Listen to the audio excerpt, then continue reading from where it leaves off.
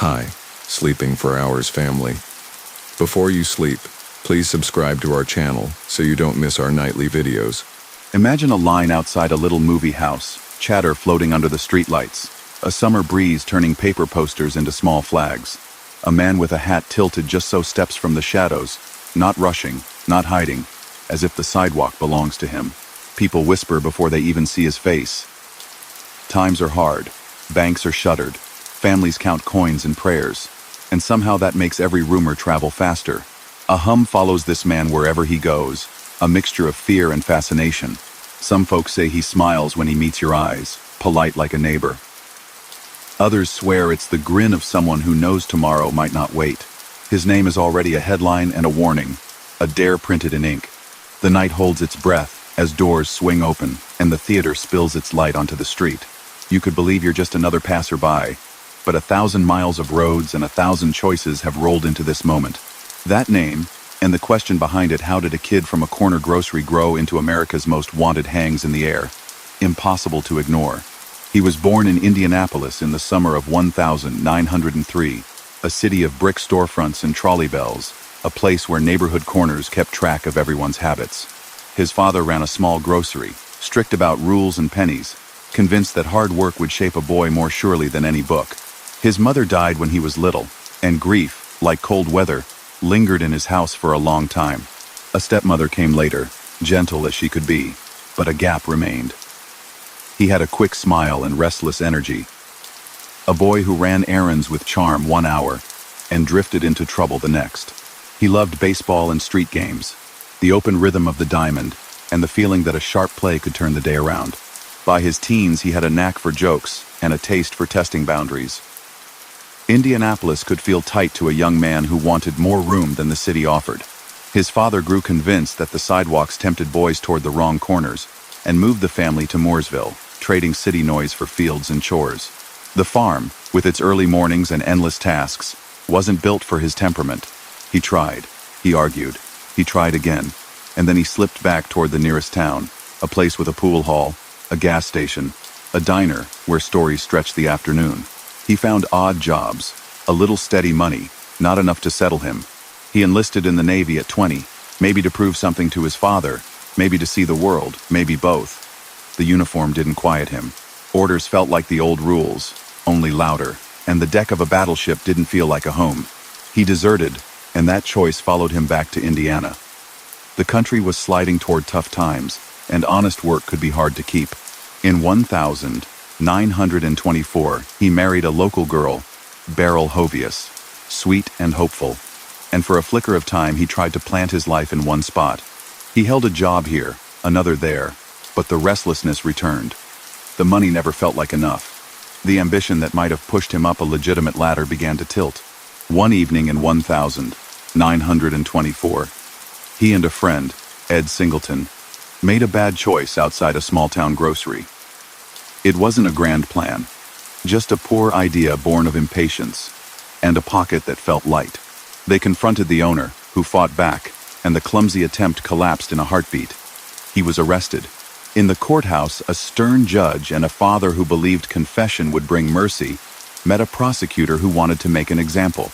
He pleaded guilty and received a severe sentence, 10 to 20 years. The weight of that number stunned him. Years later, his father would say he regretted urging that plea. The boy who walked into prison was angry, humiliated, and far from hardened. The man who would walk out wouldn't be the same. He started at the reformatory and was transferred to the Indiana State Prison in Michigan City. Behind those gray walls, he watched how bitterness grows when hope shrinks.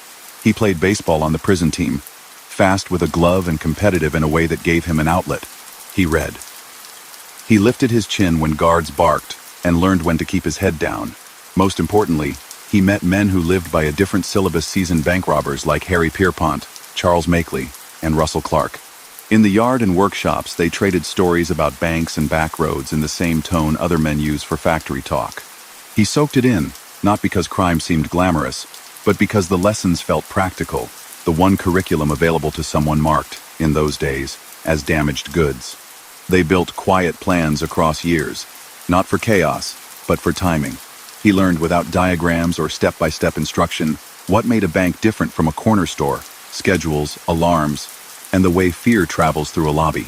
He understood cars better, how speed matters on country roads, how a reliable driver can hold your life in his hands. None of this made him heroic or monstrous. It made him purposeful. In photographs from those years, you can see something sharpening in his eyes. He would later tell friends that the sentence taught him more than he imagined about people, about patience, about the way to keep your breath steady under pressure. After nearly 9 years inside, he was paroled in May 1933. America was in the middle of the Great Depression. Banks had failed, farms had withered, and the faith people placed in institutions was, at best, fragile. He came out into a world where lines formed for soup, where men scanned classifieds that never changed, and where a tough streak could be confused for courage. He was 29, behind on life by any fair measure, but not broken. Friends from prison were still inside, and they had made a promise during long nights help one another if the chance arrived. He meant to keep it. He stepped back into Indianapolis with a small wardrobe and a reputation too large for quick employment. He fell into the orbit of former cellmates, friends, and small-time hustlers. He found a girlfriend here, a room there, and made calls that reached into prison. After only a few weeks, banks that had never heard his name learned it the hard way. He started in Ohio and Indiana, places he knew, where roads felt familiar. A June morning in New Carlisle, a teller's drawer short by the close of day, a July afternoon in Daleville, the routine broken by men who moved with calm speed, a midsummer visit to Montpelier, another in Bluffton. Different towns, the same result.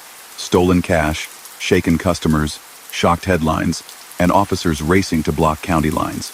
He was not reckless inside the lobbies. He tried to keep voices firm rather than loud, to keep moments brief rather than chaotic. But the danger was constant. No one fooled themselves. Any robbery carried the risk of harm. Holsters were not fashion. A misread glance could turn a silent room into a mess of sirens and sorrow. He chose banks, not corner shops, in part because that was the skill he had been taught. The numbers looked larger too, enough to tempt men who believed they could return favors to friends still behind bars. He also learned to borrow, in the wrong way, from police stations themselves. In October, he and his circle would raid small-town stations in Auburn and Peru to carry off rifles, pistols, and a few bulletproof vests, an audacious move that embarrassed local authorities. That came a little later, after his name held more weight. In these early months, he gathered money, moved quickly, and spent carefully, buying cars and arranging apartments under false names. For cover, he played at being a salesman, a mechanic, an out-of-town visitor who tipped well and minded his own business. He was, in public, polite, sometimes even overly courteous, and that contrast helped build the myth that followed him. Tell a frightened teller to breathe, call customers folks, apologize for the trouble, keep the promises to release hostages a few blocks away. The effect was powerful in the papers. The idea that bank executives had done well while families suffered fed an old American story, and reporters, hungry for circulation, printed it. None of that erased the reality that each robbery could end in tragedy. Officers who chased him put their lives on the line, and bystanders were frightened, sometimes injured. The myth would grow. The ledger of harm grew alongside it. By late summer 1933, he had taken enough to fund a daring pledge. From the outside, he began to push money and smuggled items into Michigan City. Plans whispered through letters and visits took shape. The men he'd met inside Pierpont, Makeley, Clark were not small operators. They wanted out, and they meant to come out ready. In September, before any of those prison doors swung open, he tried to keep up his string of robberies. Each success made the next attempt possible, and each one added to the pressure. The law had started to find patterns. Witnesses noticed his grin, the way he tipped his hat, the way he moved with a certain briskness, and they passed those details along. He grew bolder, and that boldness brought risk. On September 22, 1933, he reached a point where the chase caught up. Officers in Ohio had followed footprints of rumor, a rented room, the wrong plate on a car, a phone call placed from a lobby where someone remembered the face. They came to a quiet boarding house in the town of Lima, where a man traveling under an assumed name tried to blend into a day of chores and coffee. The knock at the door felt routine until he saw what waited in the hall. No gunfire, no breathless sprint, just hands raised, and a search that found enough to tie him to recent robberies. He would be booked, photographed, and placed in a county jail that felt worlds away from the plan he had made for his friends. Reporters printed his name again, bigger, this time with a note of triumph. The sheriff, a steady man named Jess Sarber, kept the keys and the ledger and the rules. While he sat in that small-town lockup, the men he had tried to help were on the far side of steel bars in Michigan City, counting days with a different clock. If he thought his idea had died with the cold clang of the cell door, he was mistaken. His capture drew attention and forced the next move. The men he had trained with were not ready to surrender a friend to fortune. Ohio expected a quiet wait for a trial. The season had other plans, and the Midwest would be reading the results very soon. The first sign was the knock at the Lima jail door, steady and official. 3 men stood in the hallway in coats and hats, saying they were state officers sent to collect a prisoner for transfer. The sheriff, Jess Sarber, a careful, reliable man, asked for papers. The visitors shifted, and the room tightened. Guns appeared. A struggle followed. Sarber was struck and fatally wounded, a loss that weighed on his family and the town. Keys were taken, a cell opened, and John Dillinger walked into the night with the men he had met years before behind prison walls, Harry Pierpont, Charles Makeley, and Russell Clark. The date was October 12, 1933. That rescue ended any doubt about how seriously the law would treat this crew. From that hour forward, every mile they drove carried the charge from Lima, and every officer in the Midwest knew the names tied to Sarber's death. They fled east, then looped south, shaking off the first net. Chicago, with its crowded streets and 1,000 apartments, became a natural place to disappear. Friends from earlier days helped with rooms rented under assumed names. Safe flats appeared in quiet buildings, curtains drawn, radio playing low. The group was organized now. Pierpont favored discipline, Makeley handled details, Clark kept an even temperament, and Dillinger, newly freed, moved with a blend of charm and focus that unsettled people who met him. They were not hiding for long. Money would be needed, and banks were the target they knew best. Before they struck any vaults again, they did something bolder than most gangs dared. They raided police stations for weapons. On October 14, they entered the station in Auburn, Indiana, and walked out with machine guns, shotguns, pistols, and protective vests. Days later, they repeated the tactic in Peru, Indiana. No blueprint, no chapter in a manual, just audacity and speed. It embarrassed local departments, made headlines, and gave the gang a frightening new edge. With armor and better firepower, they believed the odds favored quick in-and-out jobs that would supply cash and keep the promise made in those prison yards to look after one another. On October 23, 1933, they stepped into the Central National Bank and Trust Company in Greencastle, Indiana. This was no small-town corner office. It was a solid institution with depositors who had spent years saving for farms, businesses, and ordinary life. Witnesses remembered calm commands and the way the visitors moved with purpose. The time inside was brief. The sum carried away was large enough to print in bold type. Returning to their apartment, they split the cash, paid people who had helped with shelter and vehicles, and laid low. Courteous words during robberies, "Sorry for the trouble, folks," fed a contradictory public image. Some saw them as polite bandits. Yet every job risked panic, injury, or worse. Bank employees and law enforcement lived with that anxiety. The reality, under the stories, was that fear hung in those lobbies, and every robbery frayed the sense of safety communities rely on. The road west from Greencastle led into Ohio. On November 3, 1933, they hit the Bank and Street. Mary's, a manufacturing town where Saturday nights filled Main Street and weekdays turned around machine whistles. Again, quick entry, short commands, sacks of bills, a chase avoided through clever routes laid out in advance. The newspapers wrote about nicknames and suits and getaways, but the real story for the town was the shock that lasted for weeks. Residents watched doorways differently. The bank installed new bars and locks. Officers compared notes across counties. By late November, the crew pushed into Wisconsin. A midday robbery in Racine brought more headlines. The amount was sizable. The escape route took them back toward Chicago. There were shots exchanged outside, and by good fortune, Bystanders were not hit. That tension narrowed the sympathies some readers had nurtured. Many families were struggling, and anger at institutions was common. Yet the idea of gunfire on busy streets turned admiration into worry. A city might be large enough to swallow fugitives for a while, but attention from officials had grown sharper. The national government had started to coordinate across state borders, a change born out of rising interstate crime. The crew knew it. During these weeks, Dillinger met a young woman named Evelyn Billy Frechette. She worked as a waitress and sometimes as a manicurist, bright-eyed, steady, and kind. The two connected quickly. She was part Native American and part French, a Midwesterner who recognized the difference between charm and bravado. Friends said she softened him and gave him the feeling of a home he had never managed to hold on to for long. He bought her small gifts, told her stories, and brought her into the complicated life of false names and unannounced departures. For her, the line between loyalty and danger slowly blurred. December brought restlessness. The crew traveled for a short spell, chasing warm weather and quieter days. Florida beaches drew criminals and snowbirds alike that winter. But rest never lasted long for men listed on wanted posters. They returned to the Midwest with a plan to keep moving, banking on speed as their best shield. As the year turned, the stakes rose again. On January 15, 1934, the gang went into the First National Bank of East Chicago, Indiana. A gritty industrial city where steel mills set the rhythm and shift whistles cut the wind. The robbery spiraled into a gunfight with responding officers.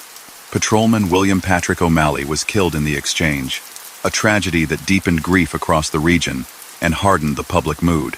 Who fired the fatal shot was argued for years, but authorities charged Dillinger. That day became a turning point. Whatever romance people had attached to a bank raider, who seemed courteous, evaporated for many readers. When an officer lost his life in the line of duty, the badge meant something to communities. And so did the families behind that badge. After East Chicago, the crew scattered. Some went south, then west, looking for a place to lie low under bright skies. Arizona felt far from the icy streets of Indiana.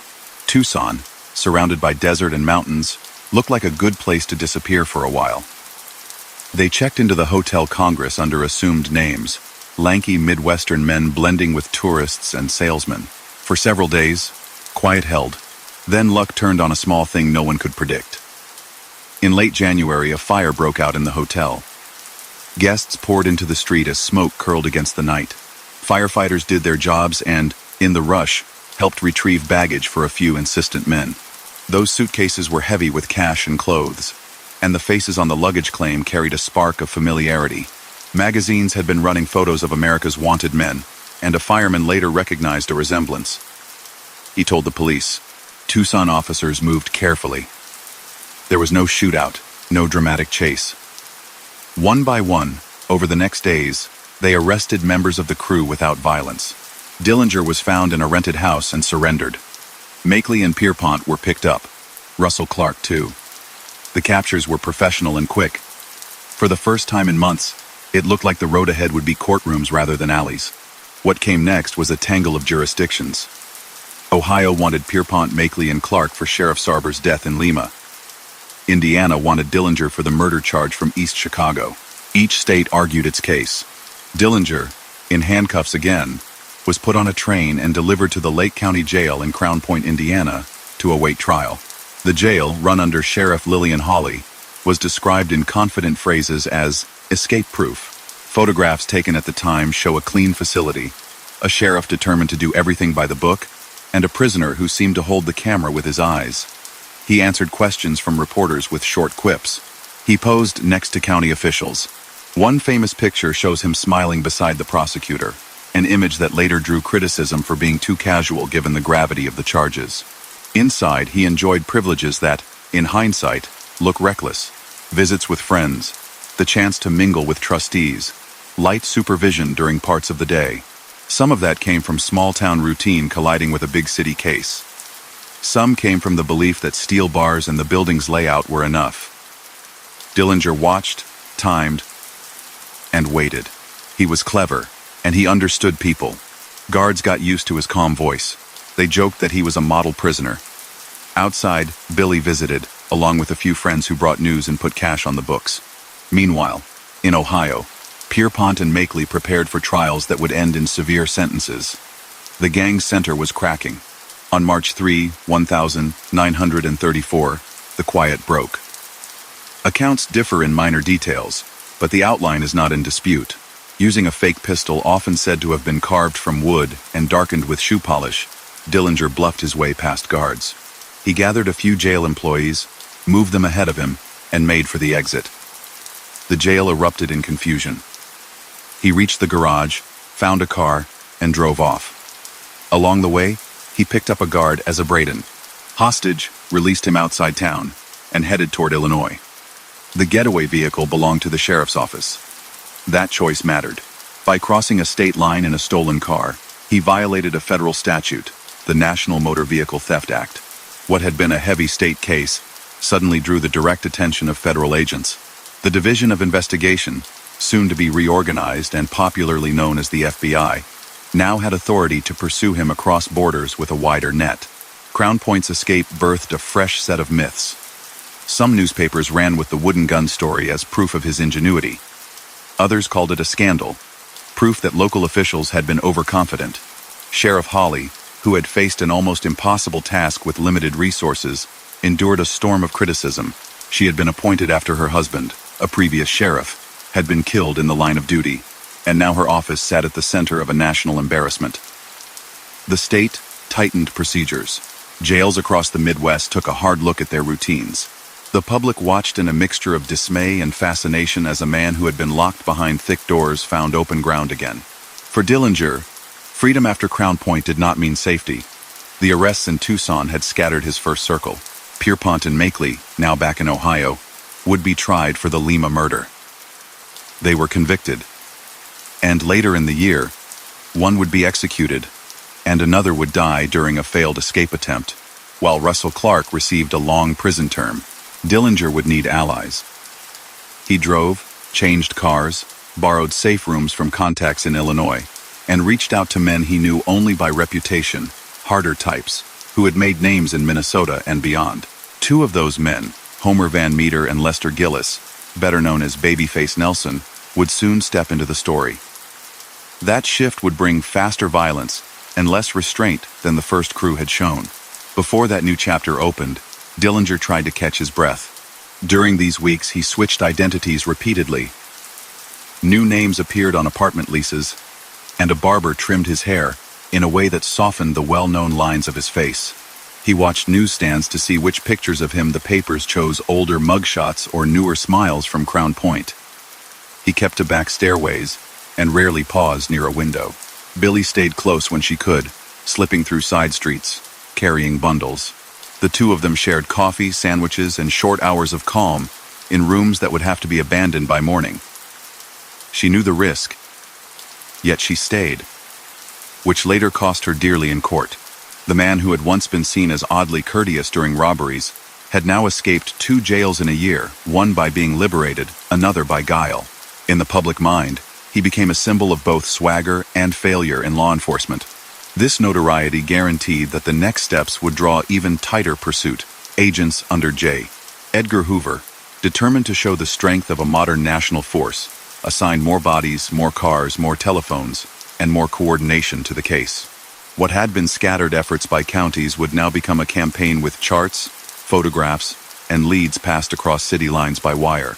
Even with that pressure, he dared to live as though a normal day were possible, an afternoon walk for cigarettes, a quick stop for a sandwich, a movie when he felt brave. He liked theaters, the warmth of an audience slipping into the dark to watch stories bigger than themselves. It was a small escape inside a larger one. He hid in plain sight when he thought the moment allowed it, hat pulled low, overcoat buttoned. Remarkably, for a few weeks after Crown Point, that approach held, but the clock was ticking. He needed cash to keep moving, and the only trade he knew had always come with risk. A new team was forming, stitched together by necessity rather than the long friendships of the first crew. Their plans would run through street. Paul and the Dakotas, then back toward Wisconsin, where a lakeside lodge would witness a chaotic night that changed everything. Before any of that, he steered the stolen car off the main road, swapped vehicles again, and watched winter begin to loosen its grip on the fields. The chase had entered a new phase. Banks, safe houses, rail stations, and country roads were about to be marked, one after another, in files that agents would carry for the rest of their careers. Snow receded from the fields as if the land were catching its breath. After Crown Point, he slid through back roads and into cities that could swallow a stranger. He reached out to men whose names moved in whispers. John Red Hamilton, lean and loyal from earlier days. Homer Van Meter, quick and sharp. Tommy Carroll, restless. Eddie Green, steady with a car. And Lester Gillis, known in headlines as Babyface Nelson, smaller than people expected but volatile in a way that unsettled rooms. A loose alliance formed, drawn together by need. They were not brothers by upbringing. They were bound by the choices they had made and the pressure of a chase that never paused. They drifted toward St. Paul, Minnesota, a city with railroad yards, tidy neighborhoods, and a reputation earned over years for being a place where fugitives could hole up if they kept the peace.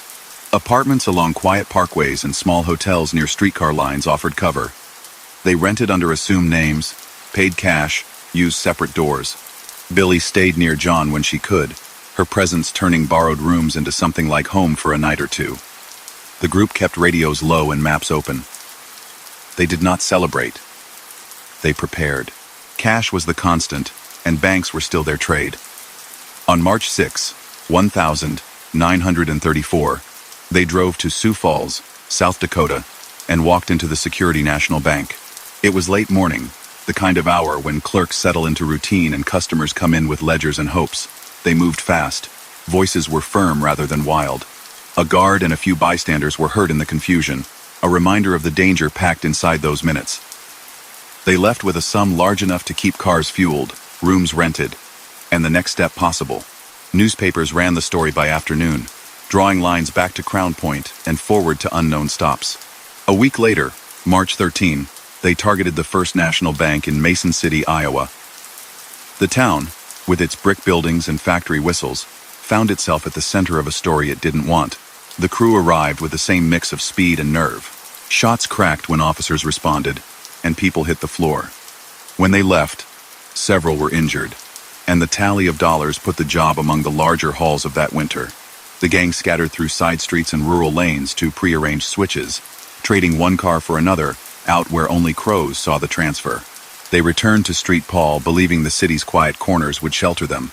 But time had eroded old arrangements. Neighbors noticed a little too much activity. Agents and police had begun to share information more quickly than before. On March 31, a team of federal men and local officers went to a tidy apartment building where 2 furnished rooms had been leased under false names. The first knock drew no reply. The second was met by a glance through a peephole, and the sudden knowledge that the net had arrived. A burst of movement followed. Dillinger and Hamilton slipped out a back way, down a service stair, while Billy tried to gather a few belongings. Shots flared in a tight hallway and up the rear steps. An agent was hit and survived. A tenant who had come to see what the noise was ducked back inside, heart hammering. The apartment doors were splintered. The gang escaped into the alley with winter coats thrown over their shoulders and hats pulled down, covering distance in seconds that felt like miles. That botched raid rattled everyone. It showed that the law was close enough to knock, and it pushed the gang out of St. Paul. It also triggered a chain of small, relentless pressures. A few days later, agents found Eddie Green near Minneapolis. In the attempt to arrest him, gunfire broke out. He was wounded and taken to a hospital under guard. He died later, and with him went a calm center the crew had come to rely on. His loss showed the cost of that life to the men who lived it, and to the families and officers drawn into it. In early April, Billy went to a friend's place in St. Paul to rest, thinking the chase had moved beyond her. Agents had been watching. They posed as deliverymen, then as repairmen, and finally as what they were. Billy was arrested without violence. She faced a federal charge for harboring and assisting a fugitive. In court, she sat straight, spoke softly, and listened as a judge read a sentence that would take her off the streets for years. She had chosen loyalty and paid with freedom. For Dillinger, the news landed like a stone. He had walked out of prisons twice thanks to luck and friends. She would walk in and stay because she had stood by him. Without Billy, the rooms felt colder. The group headed toward northern Wisconsin, where lakes still wore thin skins of ice and pines crowded the shorelines. They arrived at a rustic place near Manitowish Waters called Little Bohemia Lodge, run by a genial owner who liked music, card games, and quiet nights. They ate big meals, played a little, tipped well, and tried to appear ordinary. But the owner, Emil Wanatka, recognized faces from newspapers. He phoned authorities discreetly, unsure how to balance the risk in front of him with the duty he felt.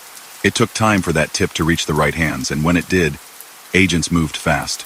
On April 22, 1934, federal men and local officers converged on the lodge.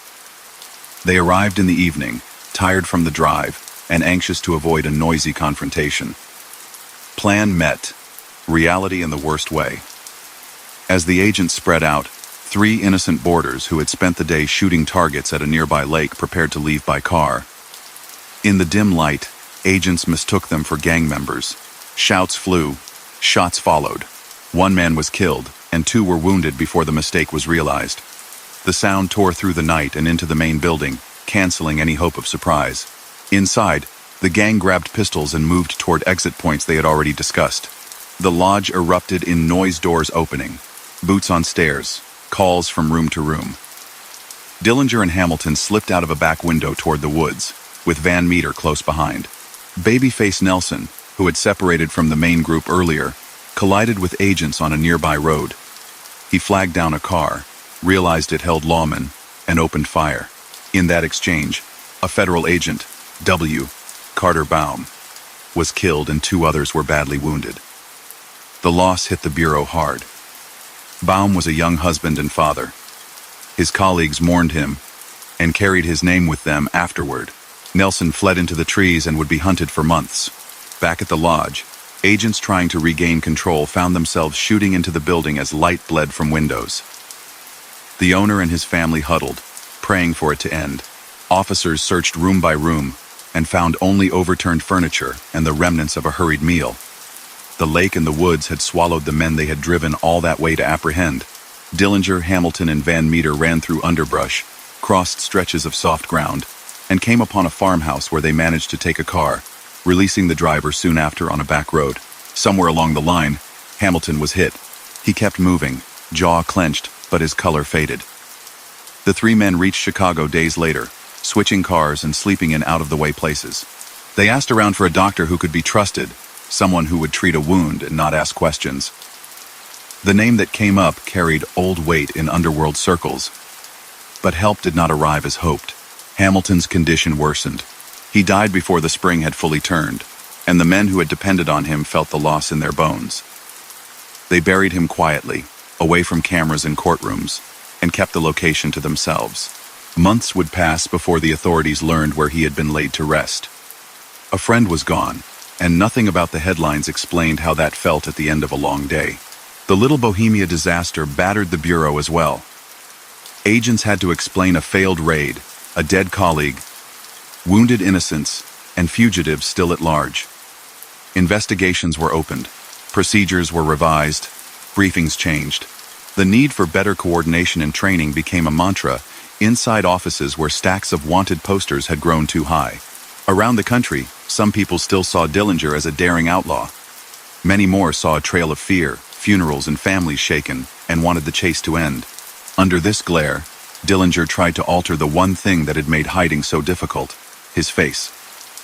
In late spring, he met with a doctor willing to perform illegal surgery.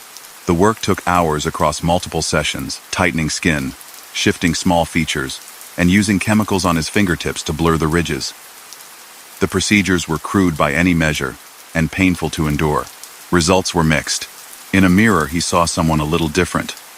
To people who knew him, the eyes and the way he carried himself still gave him away. The attempt at changing fingerprints didn't last.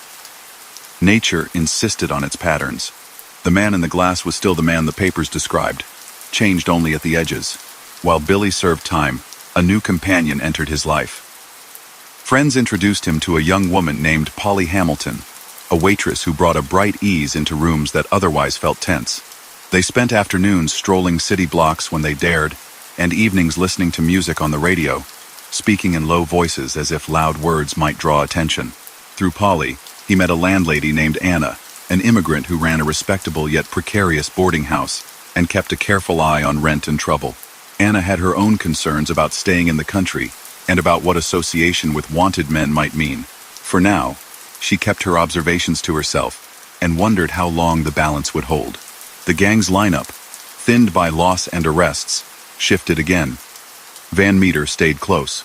Nelson moved in and out, sometimes with the others, often on his own track that ran faster and closer to violence than the rest preferred. Tommy Carroll kept to the edges, taking errands and making arrangements. Every meeting felt like it might be the last in that city. Addresses changed quickly. Contacts were used once, and not again. Cars were wiped down, plates swapped, patterns broken so often that no pattern remained. Pressure on the Bureau mounted, and with it a determination to capture or stop Dillinger decisively. He had become a symbol. Some editors framed him as proof that the country needed stronger federal action. Others saw him as a product of hard times, and luck gone crooked. Regular people were tired of reading about banks being robbed and shots fired in their towns. Loud headlines could sell papers. They did not soothe nerves. On June mornings, small talk at diners turned to the latest sighting. By evening, suspicions blossomed into rumors. Every dark hat on a street corner became a maybe. He still needed money. Laying low required rent, food, bribes for silence, and gasoline enough to cross several counties without stopping.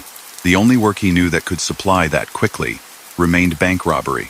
In late June, the gang looked south toward Indiana again. Days of scouting turned into a plan.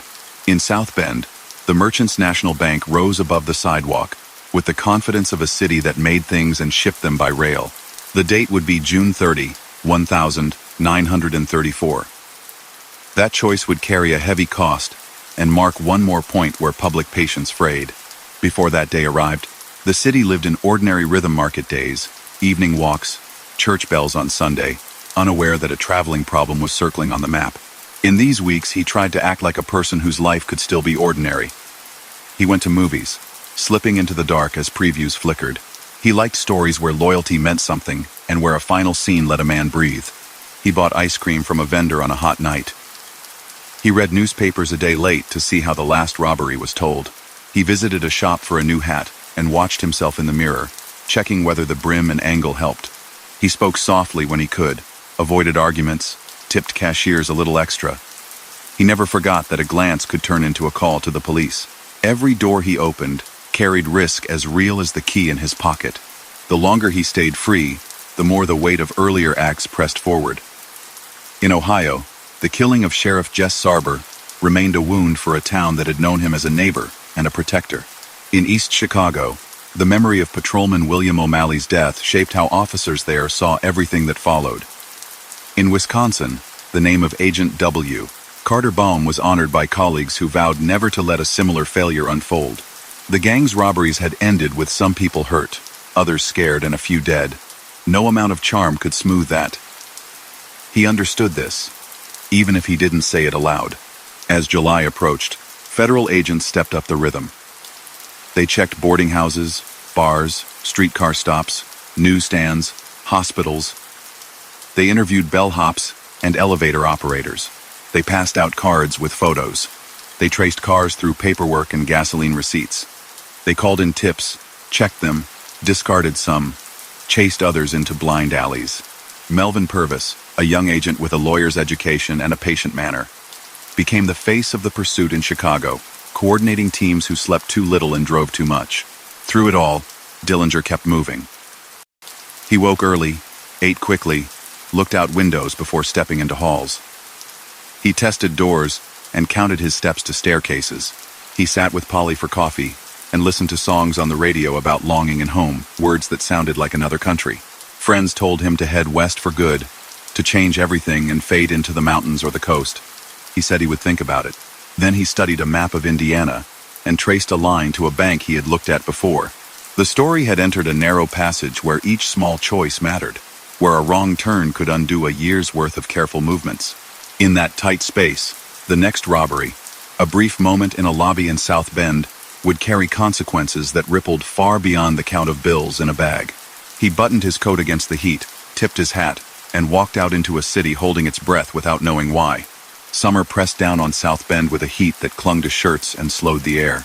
He had circled the town more than once, driving past the square, counting steps from the corner to the teller windows, learning the rhythm of patrol cars, and the hour when the lobby ran heaviest with housewives, clerks, and a man who came in every morning to ask about a loan he knew he wouldn't get.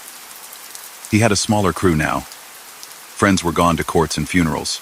John Hamilton's loss still rode in the car with them, as real as any passenger. Homer Van Meter stayed close. Others drifted in for a job and out again to their own trails. The plan for the Merchants National Bank was plain. Quick entry, steady voices, short minutes, clean exit. He did not pretend it was anything else. A bank in a manufacturing town at the end of June meant cash on hand, payroll drawn, and sorted, farmers counting proceeds from early sales. June 30, 1934, began with ordinary sounds. Tires hissing on pavement, a clock striking 10, a clerk sharpening pencils. They stepped through the doors, and the day turned. Hands rose. A manager's face went pale and then set into a mask. The crew moved the way years had taught them to move, with a focus that had nothing to do with bravado. A few customers were guided to the floor, told to stay calm. A teller worked keys with shaking hands while repeating the combination in his head. Outside, the wrong glance from a passerby turned into a shout down the block. Officers answered. The exchange at the door broke the fragile film between a plan and the chaos that follows. Shots were traded. A police officer, Howard Wagner, responding as his training and duty required, was hit and did not live to see the next day. The city grieved him. No headline about the most wanted could soften that loss. Not for his family, not for colleagues who folded their uniforms with heavier hands that night. The crew made it out through a pressure cooker of sound and confusion. The street flared, then fell into the low hum that always follows a shock. They switched cars beyond the city line, leaving a driver along a quiet road to be found unharmed. In the back seat, someone pressed a jacket against a scratch and said nothing. They drove through flat country until the horizon looked like a promise. The take from the bank was counted with the same detachment as always, numbers written down and put away. For the people in South Bend, the money was a month's worth of worry. For the crew, it was gasoline, rent, food, and the space to breathe for a handful of days. That day hardened the federal resolve. The Bureau had been changing all spring, more training, better radios, stricter procedures, and cases like this pushed the change faster. On June 22, the Bureau named John Dillinger Public Enemy No. 1, a phrase that leapt from posters into dinner table talk. Rewards were raised. Wanted circulars were updated with newer photographs, some taken in Crown Point, others pulled from files with earlier haircuts and different collars. Agents were told to remember that a man can change his hat, but not the way he watches a door.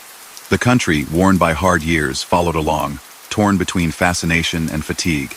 Back in Chicago, he slipped into a set of rooms where the curtains were always half drawn. He saw Polly Hamilton when he could, her easy laugh making small spaces feel promising. She knew he was not the picture he once had been.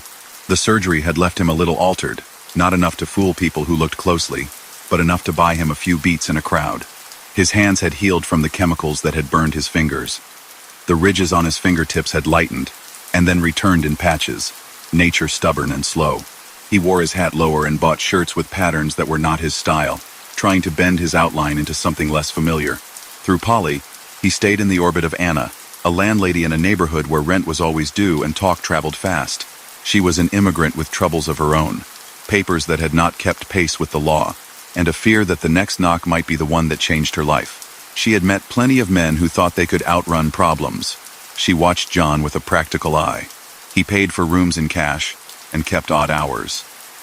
He was polite and tipped well. He looked over his shoulder in a way that could make the air colder. The choice in front of her sharpened as the days slid by. Hold her tongue and risk what came with living near him, or speak to the police and hope that cooperation might help her with the government. She measured options against her future and against the simple wish to sleep without listening for boots in the stairwell. Between South Bend and mid-July, John kept himself small. He rode streetcars and then stepped off 2 stops early. He visited a barber and came out with a part that felt wrong for his head. He read the sports page and circled box scores, remembering a boy's summer. Some said he went to a baseball game on a bright afternoon, that he cheered with the crowd and bought peanuts like anyone else. Whether that story was true or not hardly mattered. The idea that a man on every front page could sit among fans for 9 innings haunted the agents assigned to find him. It proved how thin the line is between hiding and being seen. Van Meter came by in the evenings when it was safer, his jaw set a little tighter than before. The two of them talked about whether to run west or south, to try for a clean break. But clean breaks cost money and allies, and the circle of friends had shrunk. Too many names were carved in dates now. Eddie Green gone in April. Hamilton laid in the earth without a marker. Others lay in prison yards, marked by routine that stretches without mercy. Billy served her federal sentence in a place far from the rooms she had made warm.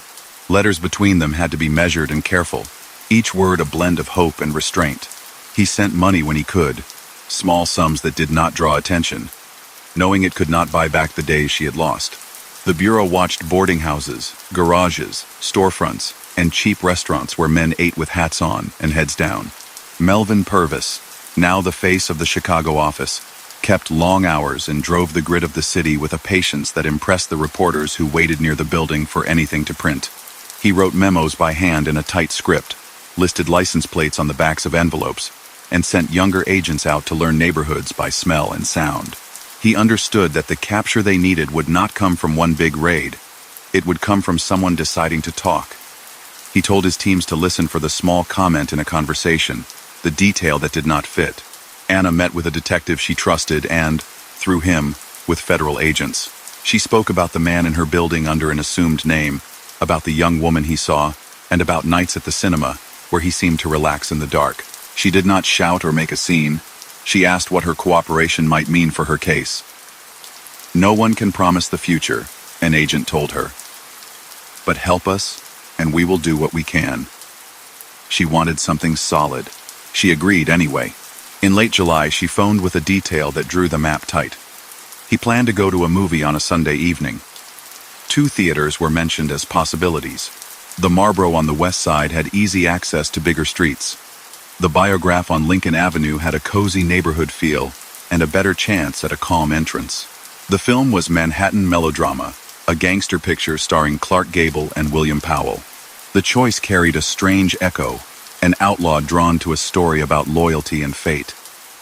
He liked how the actors moved with calm assurance, how the plot gave rough men the posture of a kind of code.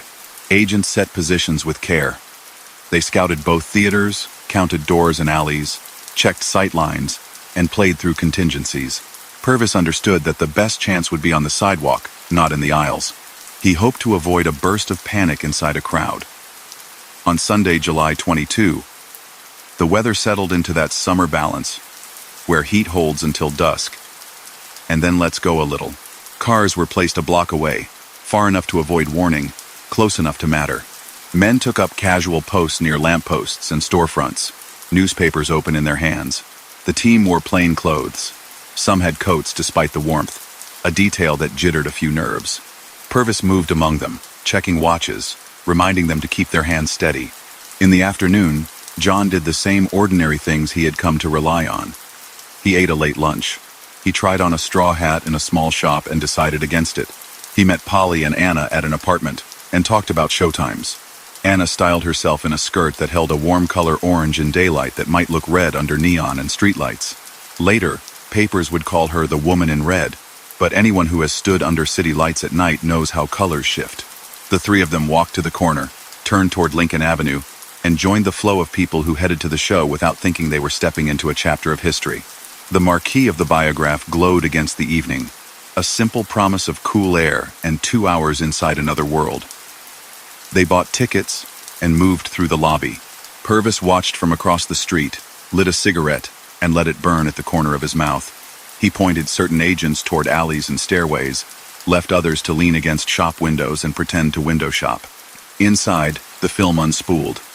A hot night in New York on the screen, men in suits with lines like poetry, a certain kind of honor tested and measured. He sat with Polly on one side, Anna on the other, slipped one arm along the back of the seat, and kept his eyes on the screen and his mind on the exits. He did not know it, but he had been clocked the moment he stepped to the box office. Purvis had seen him from the angle he had studied in photographs, jaw, cheekbones, the set of his shoulders more than the face, and sent a signal down the line. Between reels, Anna rose restroomward and walked a path that allowed her to glance toward the street through the glass doors. She saw agents looking like they were not looking. She returned to her seat. Polly leaned in to whisper a question about the plot, and he answered with a joke too low for anyone else to catch. He stayed to the end. He always stayed to the end. Leaving early felt like inviting a pattern, and patterns got you caught. While the last lines played and the audience prepared to stand, the agents outside rehearsed tiny moves where to step when the doors swung. Open, which hand would go to which pocket, how to hold back a late streetcar. Purvis positioned himself near the theater entrance, where he could see faces as they emerged and make a sign that would pull his people tight. The signal they had settled on was simple: a lit match. It would tell those within sight that the man they wanted was moving and that the plan was live. The projectionist dimmed the light, the music swelled, and the credits rolled. Seats creaked as people rose. The doors opened to the summer night. A wave of viewers poured out talking about the movie, about where to catch a soda, about the heat. In that stream walked a man with a hat and a grin that never looked the same in newspapers, a young woman on his arm, and a landlady counting her steps. The sidewalk filled with ordinary life. Purvis flicked a match and raised it toward his face, a tiny star in the dark. The next seconds would decide everything: what would be written in files, how photographs would be captioned, what stories parents would tell, and how long his name would travel in the language. He stepped into the night with the same calm he had carried for months, not knowing that 100 small choices had narrowed to this block, this curb, this breath. In the months leading up to that sidewalk, much had been decided already, though he could not see it. The trials in Ohio had turned grim. Harry Pierpont and Charles Makeley had been convicted for the death at the Lima jail. Makeley tried to break out using a carved object to bluff guards, a desperate echo of the Crown Point ruse. He was shot in the attempt and died from his wounds. Pierpont, after appeals, met the end appointed by the court later that year. Russell Clark received a life term. The first circle that had trained him inside the Michigan City walls was gone, not just scattered, but finished. The second circle was fraying badly. Eddie Green dead, Hamilton buried quietly, Tommy Carroll gone after a clash with Iowa officers, and Nelson spinning out on his own path that would soon become as dangerous for him as for anyone near him. The government had changed too. Congress had passed new laws that widened federal reach. Interstate flight became a clearer federal matter. Protecting officers became a national priority, and bank robbery crossed from a problem for county sheriffs into a cause tracked by Washington. Agents now had weapons that matched what they might face. Training emphasized patience, planning, and the difference between a door kicked and a door watched. Purvis's office had more cars, more radios, more men than it had in the winter. The Bureau worked with local police more closely, sharing leads instead of guarding them. Mistakes at Little Bohemia had been studied in detail, with a humility learned the hard way. He could feel the difference in the air, even if the names of laws and memos meant little to a man living day to day. He saw it in how often his picture turned up on newsstands, in the quicker step of patrolmen on the corner, in the way clerks stared a second longer than before when he handed over a bill. He told himself he still had choices. He could head for the border, try to slip into a small town in another country, take a name so common it blended like soil into soil. He could try, but the clock that had been ticking since his first clumsy robbery in 1924 now counted in a new tempo. Set not by his will but by a country's. In the quiet part of those days, when he was alone, he considered the line of events backward. A boy at a grocery, a stern father, a move to Mooresville, a win that felt like it carried his name even then. A mistake in an alley that earned him a sentence, years that taught him skills he could not unlearn. A broken economy that dried up legal work while bank lobbies remained rich with the money that paper promised. Choices made by judges, wardens, and men in rooms with bars and men in rooms with windows. All of it had rolled toward this block without asking permission. None of it excused the harm. He knew that too. It was the ledger he carried deposits of luck and withdrawals of sorrow. The film's last note faded. Feet found the steps. Heat held to the brick and then slipped as a breeze arrived from the lake. On Lincoln Avenue, a match bloomed, lifted, and went out. He stepped into the open with the ease of someone who had watched his reflection even when the mirror was fogged, and who now trusted his own posture more than the shape of his face. The agents shifted their weight. A police car idled a street away. Polly adjusted her purse. Anna fixed her gaze forward and kept walking. Each person on that sidewalk felt time stretch and fold, the way it sometimes does when a life reaches a narrow place and must pass through. What happened next would become the version of the story most people know, retold in books, films, and museum exhibits. But in that last moment before the turn, before the call and the hands moving, he was just a man on a city street on a summer night, walking away from a theater with people he cared about, unaware that he had reached the end of his long run. The calm he carried out the door was real. So was the net surrounding the block, threaded by laws changed in spring, woven by people who had made up their minds that the chase would not pass another season. The doors breathed out a crowd and the summer night folded around them. He walked between Polly and Anna, the scrape of shoes on the concrete mixing with talk about the film, with laughter from a couple behind them, with the city's settled hum. Melvin Purvis stood near the curb, watched the familiar tilt of a hat, the steady stride, and raised a match to his face. Agents along the block shifted, moving in ways that looked like ordinary steps to anyone not looking for patterns. Someone called his name. Accounts differ on the exact words heard, but the sense was clear. Stop. He moved toward the mouth of the alley to his left. His right hand went toward his pocket. The agents fired. He fell within a few yards of the theater lights and the marquee that had drawn him into the building. There was no long chase. People screamed and scattered. A few froze. Purvis pushed through the confusion and looked down. Within minutes, it was over. News spread faster than the street could clear. A policeman blew his whistle until breath ran out. Agents kept onlookers back. Reporters appeared as if the paper itself had sent them, and a photographer lifted a camera. The body was taken away to the county morgue. Before dawn, wire services carried the headline to towns he had never visited. People in diners read it to each other over coffee and eggs. The words were simple. Shot outside a movie house, dead at 21 minutes before 11 on a Sunday night in July. Inside the biograph, ushers and patrons tried to understand what had just happened. The film's final music still echoed in a few minds. Outside, a crowd thickened. Some had known his face from magazines. Others had not given him a second glance inside. Now a line formed at the morgue. For hours, people filed past a still face, each person carrying away a memory to share. A jaw they had seen in photographs, a small scar.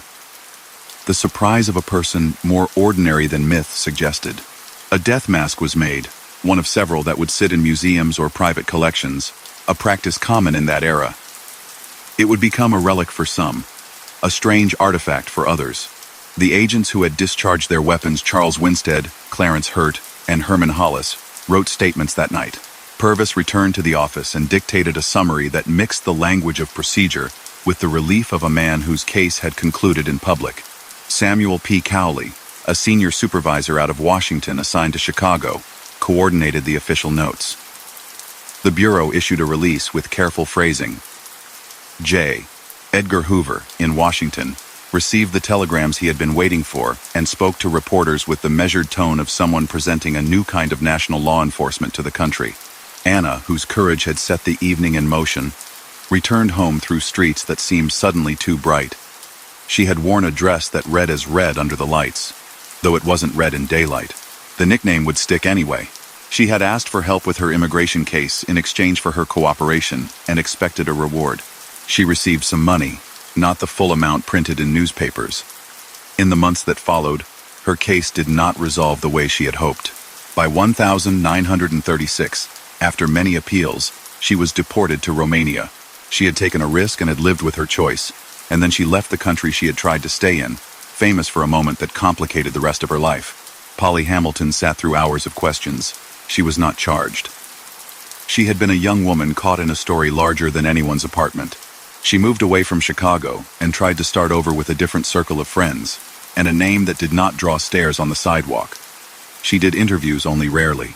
When she spoke later, she remembered ordinary things, laughter in kitchens, walks in the afternoon, music on the radio, and the fear that lived under those days.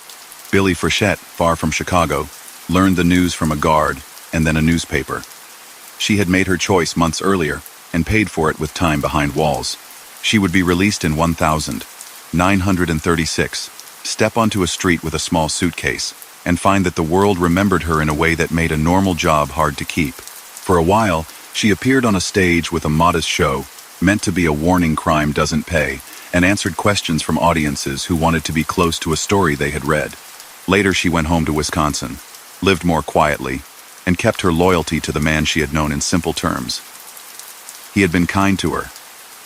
He had made her laugh, and he had accepted the risks of his life. The city of Indianapolis received his body and prepared for a funeral that would draw crowds large enough to surprise even those used to public attention.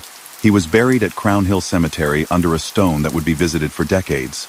His father stood with family by the grave, a stern man bearing the weight of years of conflict and care. The crowd watched from a distance, hats held in hands. Time softened the voice of the preacher as it moved across the grass. Rumors that had followed the family for months quieted for a day, replaced by the simple silence that attends any burial. The ledger of his actions was long by then, and it would be sorted and argued over by historians and readers for generations. The list included a string of bank robberies across Indiana, Ohio, Wisconsin, Iowa, South Dakota, and beyond, planned with care and executed with a mix of control and speed that minimized time inside but never erased danger. There were raids on small police stations in Auburn and Peru for weapons, brazen acts that embarrassed local departments. There were jailbreaks, his own release at Lima by men who killed Sheriff Jess Sarber during that rescue, an escape from Crown Point that turned a state case into a federal one. There were car thefts and the use of assumed names, forged documents, rented rooms, and apartments under false details. He was charged with the killing of Patrolman William O'Malley in East Chicago after the January 1934 robbery there. He was linked to the fatal shot at South Bend by public memory, even as the legal record there focused on the robbery and the loss of Officer Howard Wagner in the exchange that followed. He ran with men who were involved in shootings that left law officers and bystanders wounded or dead. He was, in the language of the day, an armed bandit. He was also, for a time, a symbol of a decade that had frayed people's trust in institutions. The people on the other side of those ledgers carried their own stories home. Bank tellers had the kind of dreams that wake a person at 3 in the morning. Guardians of the law attended funerals and then went back to work. Families made lists, groceries, rent, letters to write to a son in uniform or a brother on a farm.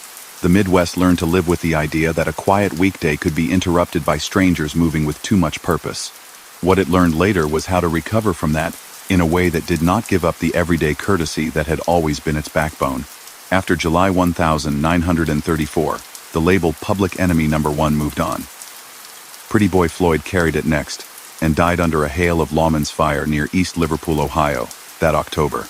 Lester Gillis Babyface Nelson took the title after Floyd's death and met his end a month later after a furious fight in Barrington, Illinois, a clash that cost the Bureau dearly. Special agents Sam Cowley and Herman Hollis, both present around the Dillinger case, were mortally wounded that day. The closing months of 1934 felt like a country exhaling after a long, tense season. New laws passed in Washington gave federal agents clearer authority to pursue armed interstate criminals. Training and coordination improved. Radios, cars, and record-keeping caught up with the mobility of the people being chased. For Purvis, the biograph made him famous. He was the face in photographs, shaking the hand of a police chief, the man with neat hair and a steady gaze in interviews. He received letters from citizens and praise from the press. Inside the Bureau, fame was complicated. J. Edgar Hoover preferred the agency's successes to be linked to the institution, not to any one agent. In time, differences in style and emphasis pushed Purvis to leave. He became a lawyer and later worked in private life.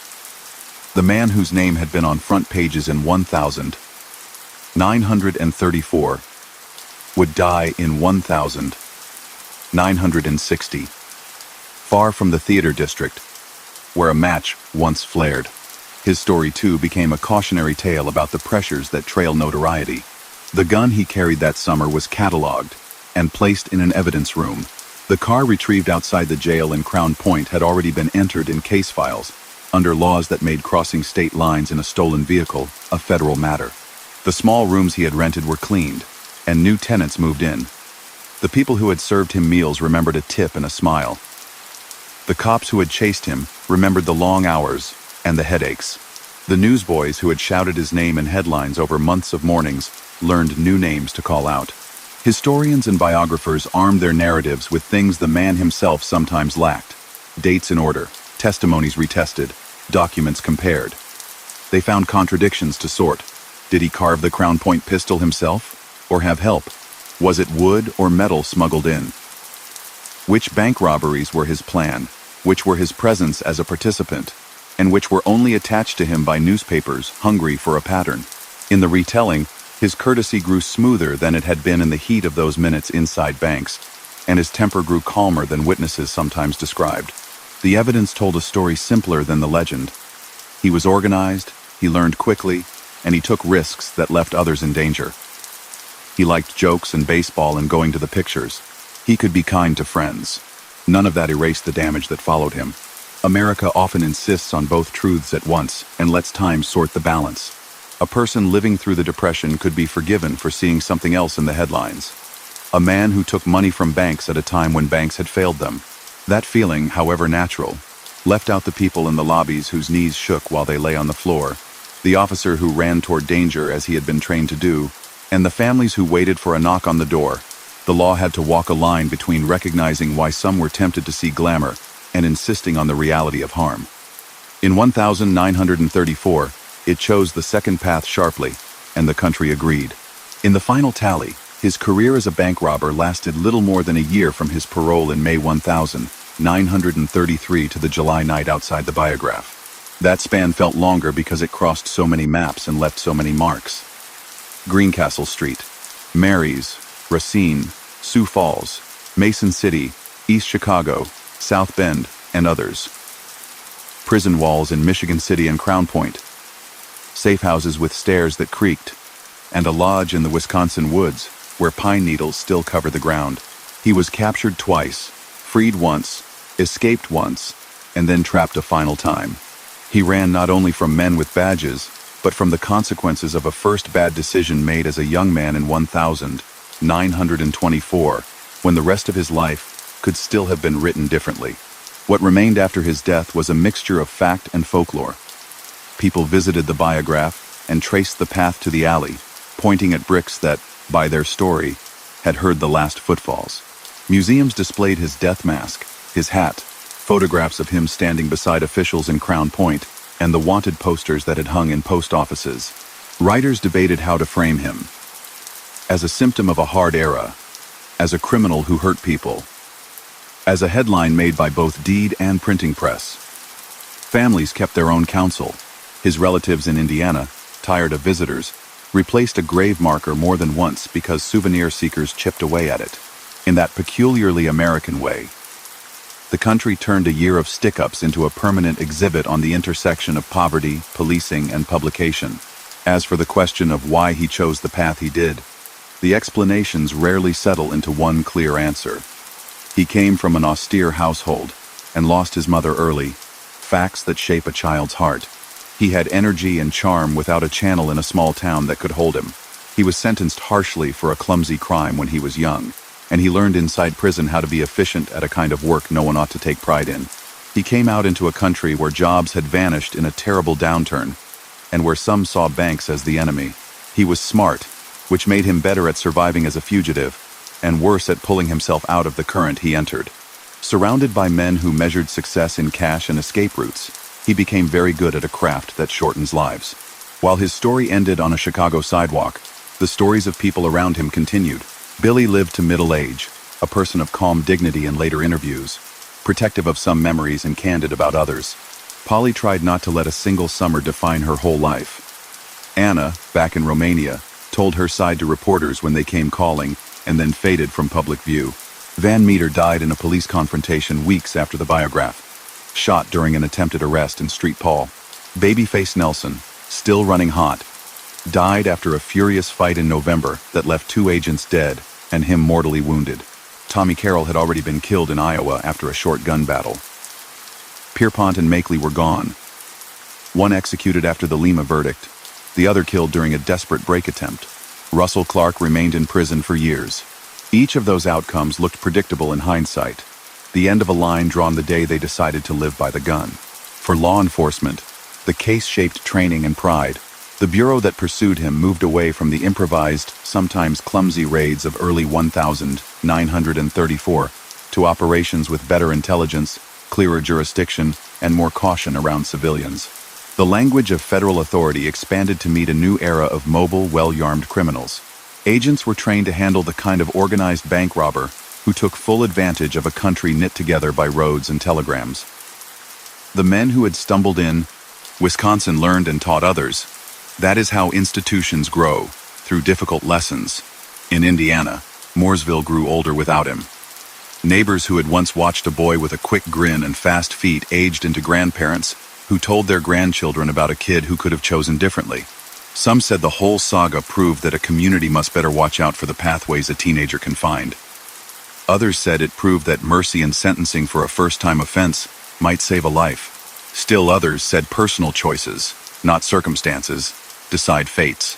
They were all talking about the same person but answering different pains.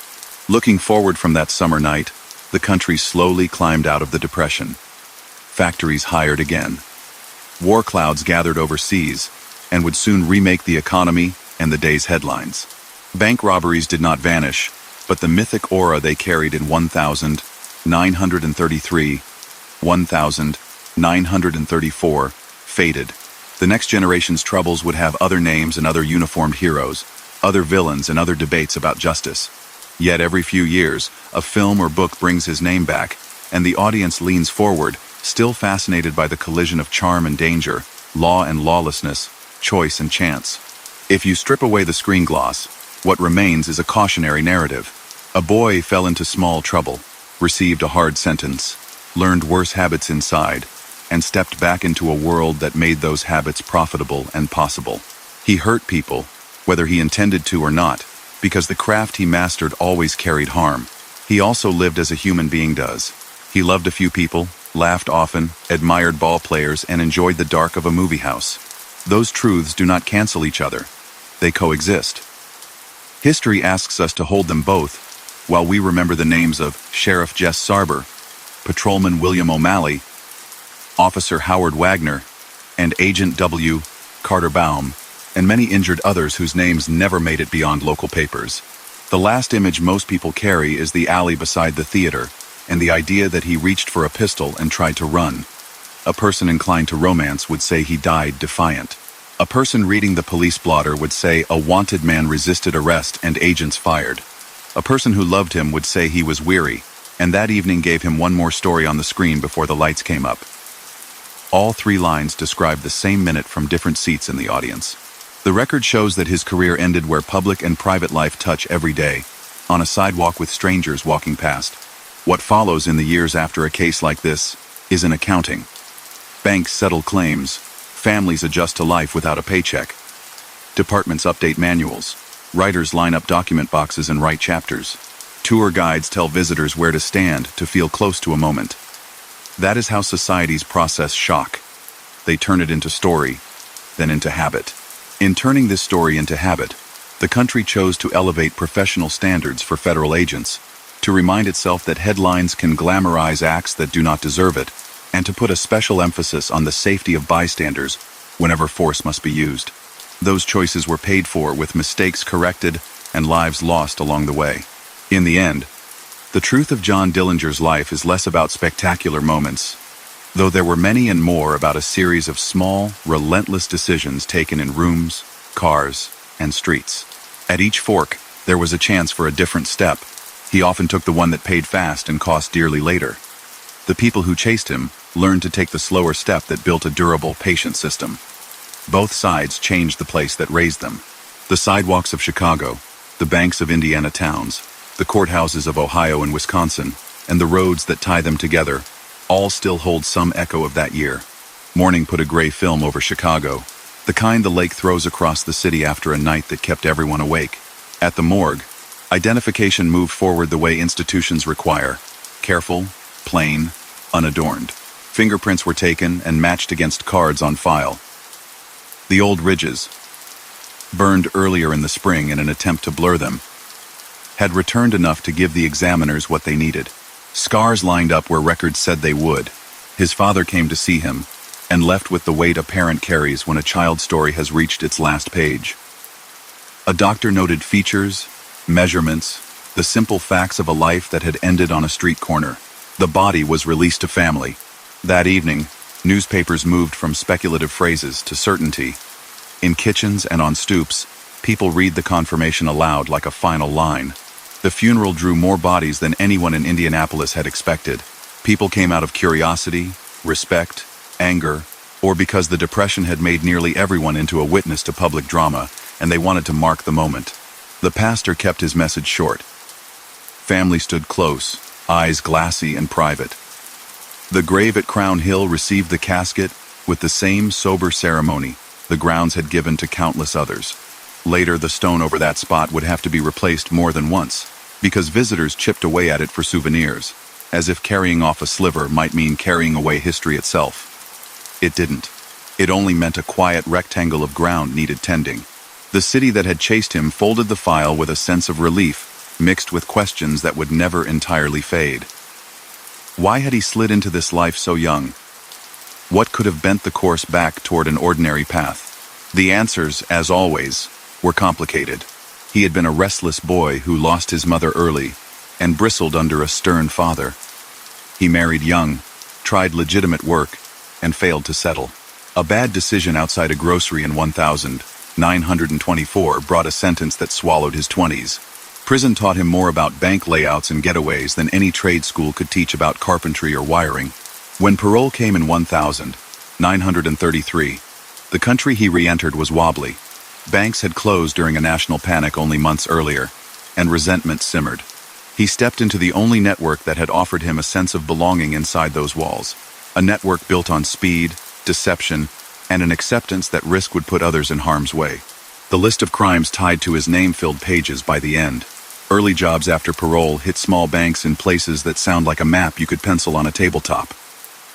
New Carlisle in Ohio, Daleville and Montpelier across Indiana, Bluffton not far away. Those were the training days outside the yard, the period when cash carried out in cloth sacks translated into rent for safe rooms, cars that could outrun a county cruiser, and envelopes sent into prison to grease the hinges of a plan. Then came the raids on police stations in Auburn and Peru, for weapons and vests noisy, brazen, and humiliating to the departments that were supposed to guard such gear. The Greencastle Hall in October 1933 pushed the numbers higher. A few weeks later, Street, Mary's in Ohio felt the same sudden hole in its till. Racine, Wisconsin, learned what it's like to hear shots on a business street.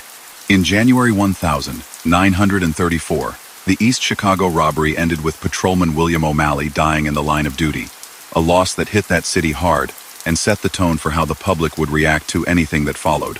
February brought a brief Arizona interlude after a hotel fire in Tucson exposed the crew's faces.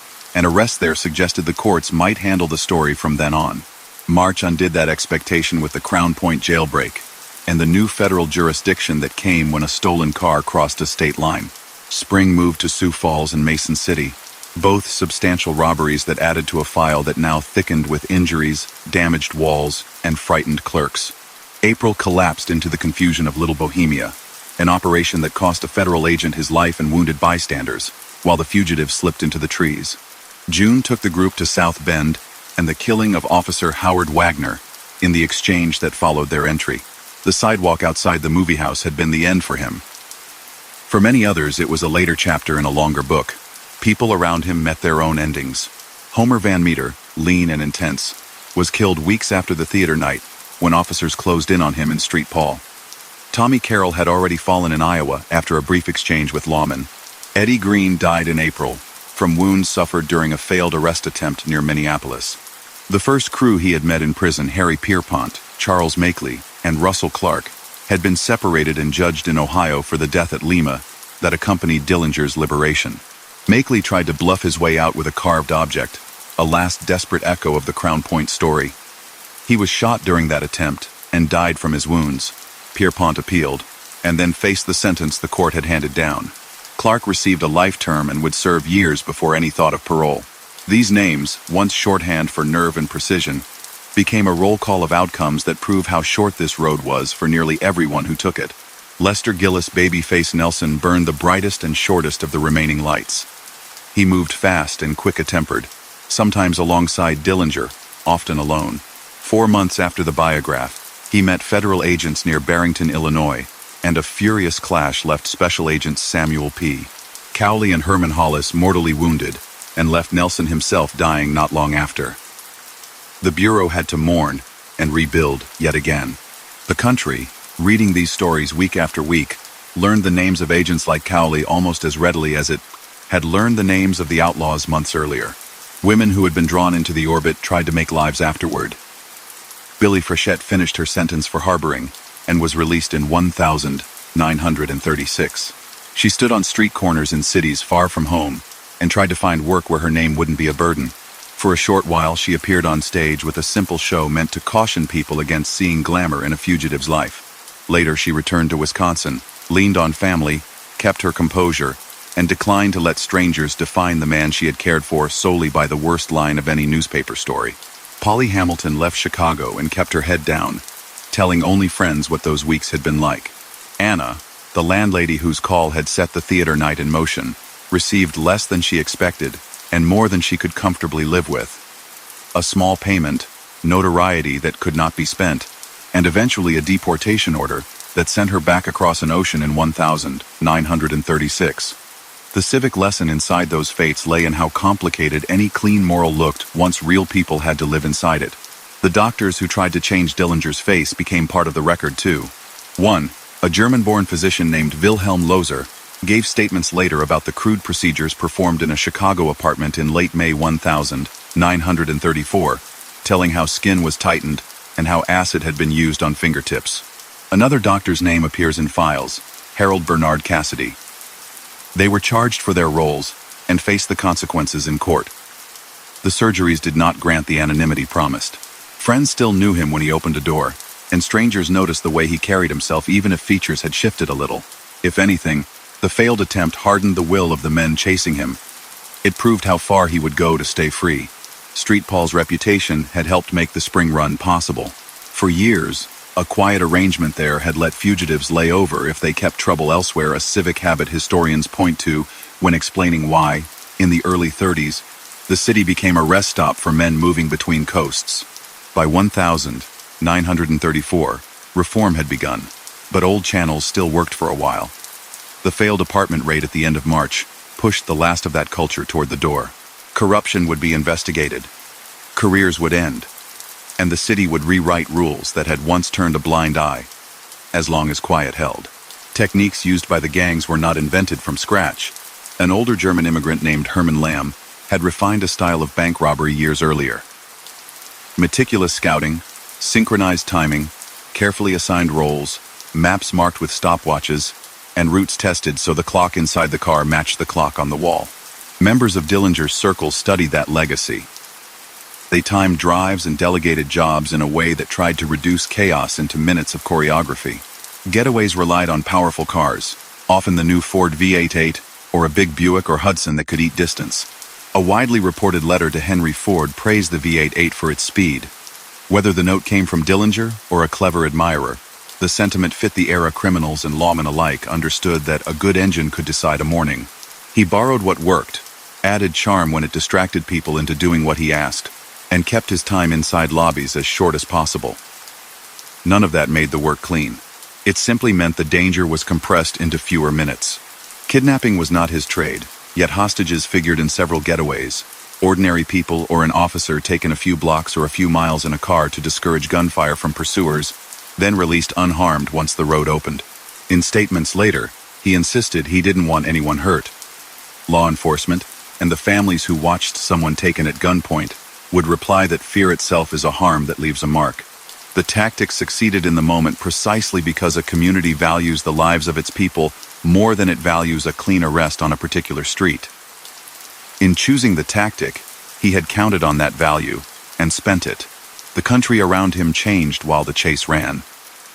In March 1933, Franklin Roosevelt had declared a nationwide bank holiday to stabilize a system teetering on panic. The Federal Deposit Insurance Corporation arrived soon after, restoring trust by guaranteeing deposits up to a set amount. In 1934, Congress created a federal bank robbery statute, turning theft from a federally insured bank into a federal offense, a shift that lifted these crimes out of the hands of any one county and put them on Washington's desk. That same year, another law placed strict federal controls on certain weapons common to the era's gangs. The Division of Investigation gained broader arrest powers, more funding, better radios, faster teletype links between offices, and an ethos that moved away from hasty raids toward patient, intelligence-driven operations. In 1935, the agency took on a new name, the Federal Bureau of Investigation, and built a training academy with standards that reflected lessons learned in places like Wisconsin and Illinois. The public mood had shed the last traces of romance. People wanted professionals, not newsboys shouting chaos every week. Inside that job, agents learned how to wait. They collected license numbers on slips of paper and filed them in drawers built to be searched quickly. They mapped telephone calls and learned the city's bus routes. They listened in cafes for a phrase said once too loudly. They compared handwriting on hotel registers. They figured out that an outlaw's greatest weakness might be affection for a girlfriend he refused to leave behind, for a city he liked walking through at night, for a baseball team he wanted to watch play on a Sunday. They also learned where not to stage an arrest, how not to fire into a building with families inside, and how much truth a press release should carry when the work of catching the next fugitive had already begun. A few old myths followed the case, each stubborn in its own way. Some insisted the man outside the biograph wasn't really Dillinger, pointing to scars that seemed wrong, or eyes that seemed darker than remembered. The fingerprint match and the timeline argued otherwise, and every person with a reason to study the facts agreed. Others swore the Crown Point escape had to involve inside help, that a fake pistol alone couldn't explain the door swinging open. The precise mechanism may never be settled completely, but negligence and overconfidence played their part, and small mistakes add up to big breaks in every field. The story about a grateful letter to Henry Ford may always float in that gray space where a legend sits with one elbow on the bar. What is certain is that the man liked fast Fords. So did a lot of men in that decade, lawmen included. Family, the firmest part of any life, carried on. His father kept the Mooresville place going, quieted by loss and wary of strangers who came asking for tales. A sister, Audrey, who had given him a room after his parole and tried to balance concern with realism, lived with the knowledge that she had helped him and had not been able to change him. Beryl, the young wife from 1924, whose marriage did not survive those long years behind walls, made a different path. People who had known him as a kid remembered a boy who ran fast between bases and did chores quickly when he felt like it and slacked when he didn't. They put those memories beside headlines and shook their heads at both, understanding that none of us is simple on paper. The way banks worked also changed under the pressure of the era. Vaults got heavier doors, alarms tied to telephone lines that went straight to switchboards, counters redesigned to give employees a little more protection. Guards received better training. Communities talked about how to behave during a robbery: stay calm, keep hands visible, remember faces if you can safely do so. Insurance companies wrote policies that covered losses more fully, taking some sting out of headlines that once might have caused a town's merchants to worry about a run on the bank the next morning. Writers and filmmakers collected the pieces and arranged them into stories, some fact-forward, others carried by mood and myth. A decade after the sidewalk outside the theater, you could find paperback versions with dramatic covers, magazine spreads with studio-lit photos, and documentary reels that put news clips next to reenactments. The best of those efforts kept names straight, honored the officers who died, and treated the frightened people in lobbies as real human beings. The worst traded accuracy for glamour. Audiences, as always, chose among them and made up their minds. On a smaller scale, quiet artifacts filled drawers and boxes. A pawn ticket from a winter afternoon. A motel register with a false name written in a hand that rushed its loops. A photograph with corners rounded by handling. A baseball glove someone kept out of reach of children. A coffee cup left in a sink when a door slammed and a life moved to the next city. The sum of a life is often a handful of ordinary objects left behind in rooms that quickly belong to someone else. He was not the only outlaw of the time. Bonnie and Clyde had been ambushed and killed 2 months before the Biograph night, and Pretty Boy Floyd would die in October. But his story sat at a hinge, the old world of local poses and newspaper scoops giving way to a national web of law enforcement that made it harder to live on the road by theft. He learned quickly. The system that chased him learned faster. That, more than any one gun or car or friend, may explain why the year ended the way it did. If you stand on Lincoln Avenue today when the sun drops behind the brick, it is easy to see how ordinary the place Island A Theater entrance, shop windows, traffic impatient at a light. That is the point. Most of a life plays out in spaces shared by everyone else. He chose to move through those spaces in a way that put fear in other people's throats. Agents chose to stop him in a way they hoped would avoid more names added to a list of the fallen. The sidewalk remembers only footsteps. People remember everything else. There is a small grace in spending a moment on the names of those who died around the case: Sheriff Jess Sarber in Ohio, Patrolman William O'Malley in East Chicago, Officer Howard Wagner in South Bend, Agent W, Carter Baum near Little Bohemia, and later Agent Sam Cowley and Herman Hollis in Illinois. Each had a family, a badge, a quiet routine that never resumed. Each stepped toward danger because it was the job. Their stories are threaded into this one, and any telling that forgets them makes the narrative untrue. He once said, in a line passed down through friends, that he wasn't afraid to die. He was only sorry for the trouble he had caused the people who loved him. Lines like that often grow smoother in the retelling. Whether those were his exact words hardly matters. The trouble was real, and so were the people who loved him despite everything. That is how most of us move through the world, held by a few who care, and judged by many who only know the headlines.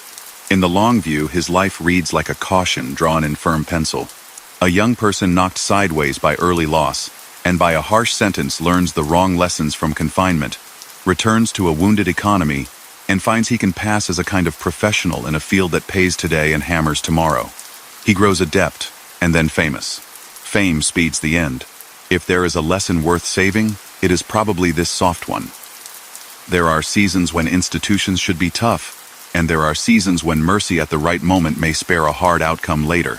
He missed the mercy he needed, or it missed him, and the country spent a year learning how to be more skillful at bringing men like him in before more lines were added to the memorial book. Walk away from the grave and the street corner and the museum glass, and what remains is a human scale. A father who kept a grocery and believed in rules. A sister who set a plate for a brother. A girl who thought a bouquet made a table brighter. A baseball glove. A favorite hat. A grin that charmed someone in a line at a diner. Cash counted on a bedspread. A door tested twice every time he left a room. The sound of a projector, an actor's line, and then the scrape of shoes on a city sidewalk. That is the measure available to all of us at the end. How we moved among other people, and what feelings we left behind. His legacy is mixed. He hurt people and scared communities. He also sparked reforms that made the country safer. It is possible to say both and mean them. The files closed on him, but they stayed open on the era. Federal training thickened. Radios got clearer. Courts adjusted to cases that crossed 3 state lines before lunch. The press learned to be more careful with praise that sounded like admiration. Banks hardened their counters. Towns did not forget names. Every patrolman taught the next one the stories. Every agent carried the Little Bohemia report in his head as a reminder of how not to set up on a building with families inside. Every community that lost a public servant set that memory in stone and told new officers where to find it and why it mattered. In the years that followed, people who had been children in 1934 would tell their grandchildren about the summer the man from the papers was shot outside a theater after watching a movie about gangsters. They would point to the bricks or to a newspaper tucked in a drawer and say they were there or knew someone who was. They would speak of long lines at the morgue and a grave others visited. They would argue gently about details and agree about the shape of the ending. Then they would set the story down and go back to ordinary life. The point of all this effort, and the thing the country had worked to protect. The file on his life did not close in a single night. After the sidewalk cleared and the papers ran their big type, agents kept working the corners of the story. They traced leases that had been signed in neat, false hands. They followed the path of a man who called himself Jimmy Lawrence in a few rooms where rent had always been paid in cash. They collected small things from drawers and closets, letters without last names, photographs trimmed to hide edges, bus tickets with dates that matched nights when he needed to move. A lawyer who had introduced him to the doctors, Louis Piquet, was arrested and later convicted for sheltering him and arranging illegal surgery. He lost his license and served time. The doctors themselves faced charges for their part in the attempt to change a face and fingertips. In depositions, they described crude methods performed in an apartment, how they smoothed skin and burned ridges with chemicals. It did not make them famous. It made them cautionary figures in a city that was learning fast what lines could not be crossed without cost. The police and the bureau used what they learned to tighten practices. They wrote out lessons from the raid that failed at Little Bohemia. Do not rush a lodging with families inside. Do not assume your target will stay put after the first noise. Do not confuse bravery with impatience. They rewrote simple things too. Who carries keys? Who controls doors? Who talks to reporters? How far cars should sit from a scene? Those changes sound small in a story told at a distance.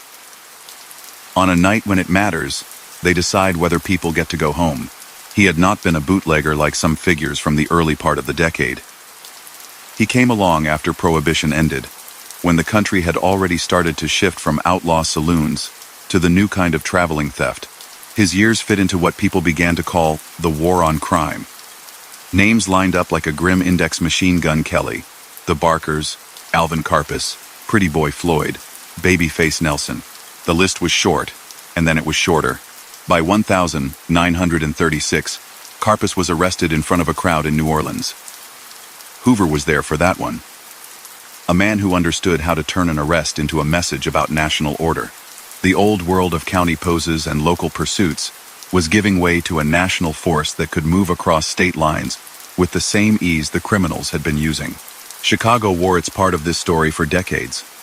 The theater where the last minute happened kept its marquee and later became a stage for live shows.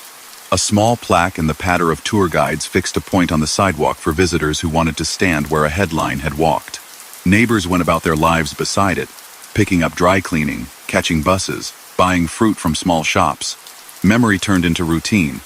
A person could live there a long time and almost forget, until an out-evener asked for the alley and a hand pointed without anyone thinking too much about the gesture. Back in Indianapolis, the grave drew a steady trickle. The family dealt with the attention as best they could. Early on, the stone was chipped by souvenir hunters. Later, a heavy slab was laid under the grass to keep the site from being disturbed. Rumors that he had not really been the man taken to Crown Hill skimmed across the years like flat stones on water. The identification done in 1934 had been clear. Fingerprints, scars, dental work, people who knew him by sight. Still, some loved the idea of a twist. In 2019, relatives sought permission to open the grave and settle the talk with modern tools. A permit was granted. The cemetery opposed the plan. Television hovered. Lawyers argued.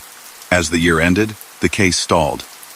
Whatever had been decided in private, no public proof changed the record. The mainstream historical view remained what it had been since that July. The man at the morgue was the man the agents had chased. People sometimes say he gave money away like a folk hero. The record does not show that. He spread cash among partners, paid for rooms, cars, doctors, lawyers, and friends who kept quiet. He bought clothes and meals, helped Billy, and tipped waitresses who remembered him as generous. He did not rob a bank to hand bills out on a street corner. That part of the legend belongs to pamphlets, not to affidavits. What he did do, often, was tell frightened people to breathe, to keep calm, to lie still. That tone kept some rooms from sliding toward panic. It did not subtract the fear those people carried home. He was not alone in skating that thin line between manners and menace.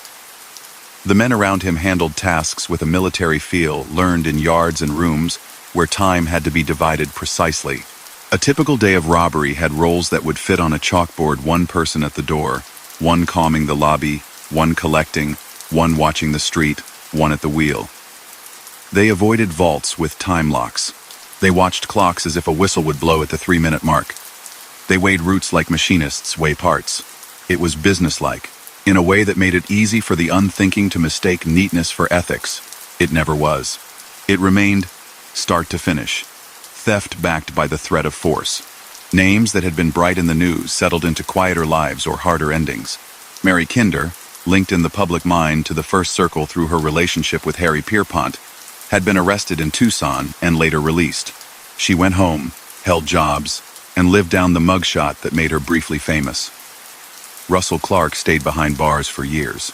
Beryl Hovius, the young wife from 1924, remarried and moved away from the years that had defined her in other people's minds.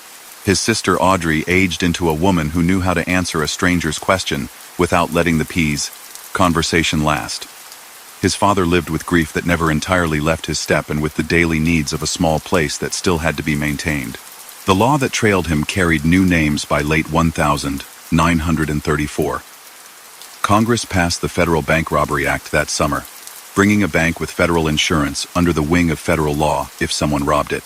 The National Firearms Act imposed tight controls on certain weapons popular with the gangs. The National Motor Vehicle Theft Act, the Dyer Act, had already turned cars into the federal government's business when they crossed a line on the map, which is why the Crown Point escape mattered far beyond one county.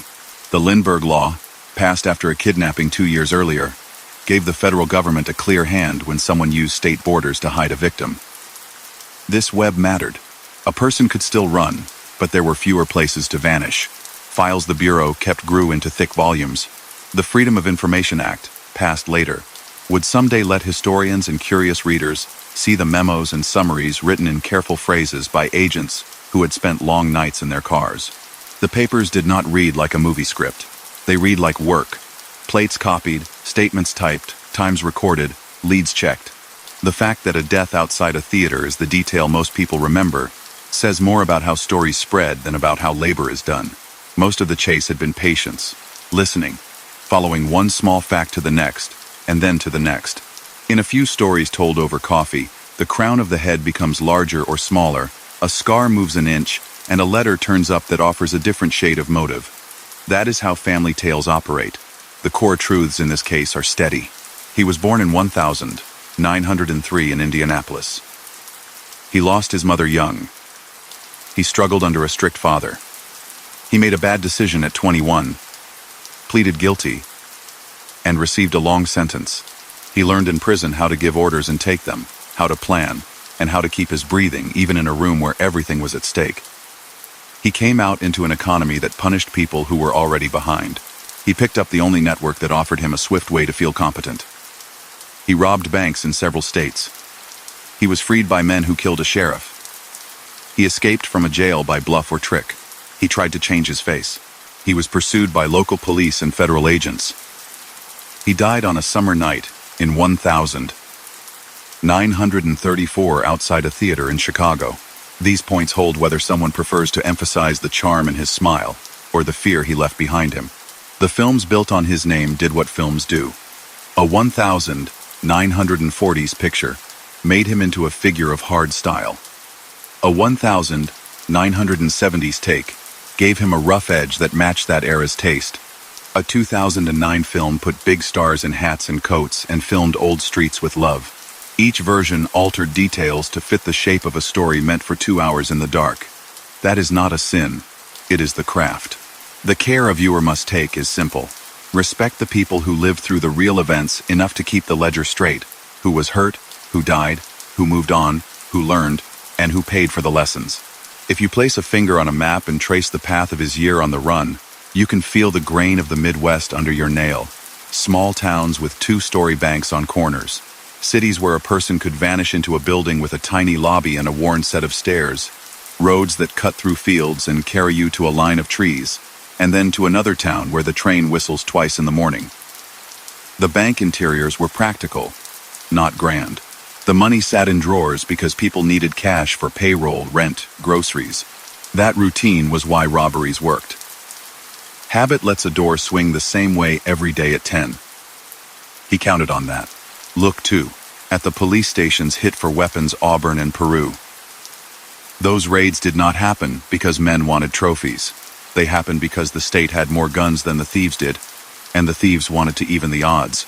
The embarrassment those departments felt changed discipline. Locks were upgraded. Procedures stiffened. Chiefs looked their men in the eyes and said a small guardhouse can be a large invitation if it is treated like an afterthought. He is sometimes framed as a rebel against cold institutions. The people who faced him up close rarely used that language. A teller remembers a hand. An officer remembers a glance. A hostage remembers the sound of her own breath. A father remembers a folded flag. Those are the memories that hold their shape when years pass. They do not need clever words to stay strong. The way the press wrote about him mattered. Editors in the 30s needed to sell papers in a hard market. Big type and photographs of a young man who smiled for cameras made the job of a headline writer easier. Reporters were brave too, standing outside wire rope perimeters asking questions, writing at speed on small pads with stubs of pencils. But even the best journalism can bend toward drama when a story runs for months. The Bureau began to understand that it had to tell its side clearly and with proof. It issued releases that were firm and careful. It kept photographs that could be shared across offices so that shoe leather and a shared picture could meet in the middle. The public learned to expect that when a big case ended, a press conference would follow. That rhythm lives on. If you build a simple list of his major crimes, you get something like this. Robberies in New Carlisle, Daleville, Montpelier, and Bluffton in the summer of 1933. A larger take at Greencastle in October Street. Mary's in November. Racine later that month. East Chicago in January 1934 with a patrolman lost. Sioux Falls in March. Mason City that same week. The failed raid meet at Street. Paul. The sorrow at Little Bohemia in April. South Bend in June with another officer lost in the exchange. Add to that the jail rescue in Lima where Sheriff Jess Sarber died, the raids on small police stations for weapons, the Crown Point jailbreak, repeated car thefts to cover distance, and the use of assumed names and forged identification. That is the ledger that belongs in any honest telling of the tale. No amount of charm erases it. The tools of the trade in those days were simple enough to list. A fast car, a small arsenal, a map, a watch, a network of people willing to rent a room without questions, and one or two people to deliver groceries or messages. A person today might add a phone to that kit. He did not have one. He used payphones, notes, and a memory for schedules. If a plan called for a swap on a country road after a certain bridge, then every car in the chain had to know that bridge by sight, not by number. The country was smaller then by technology, and larger then by distance. That mix let him run for a while, and made it easier to corner him when people talked. The men who chased him learned to respect the small things. A clerk who remembers a visitor asking for a room overlooking a back alley. A barber who notices a client wants haircut in a way that hides a hairline. A gas station man who hears the same voice twice a week and wonders why that island. A nurse who treats a wound and tells herself the story is thin. None of those people had to be heroes. They had to be themselves, and to mention what they saw to someone who would write it down. That chain matters in a free country, the way a chain on a bike matters to a child. It makes motion possible.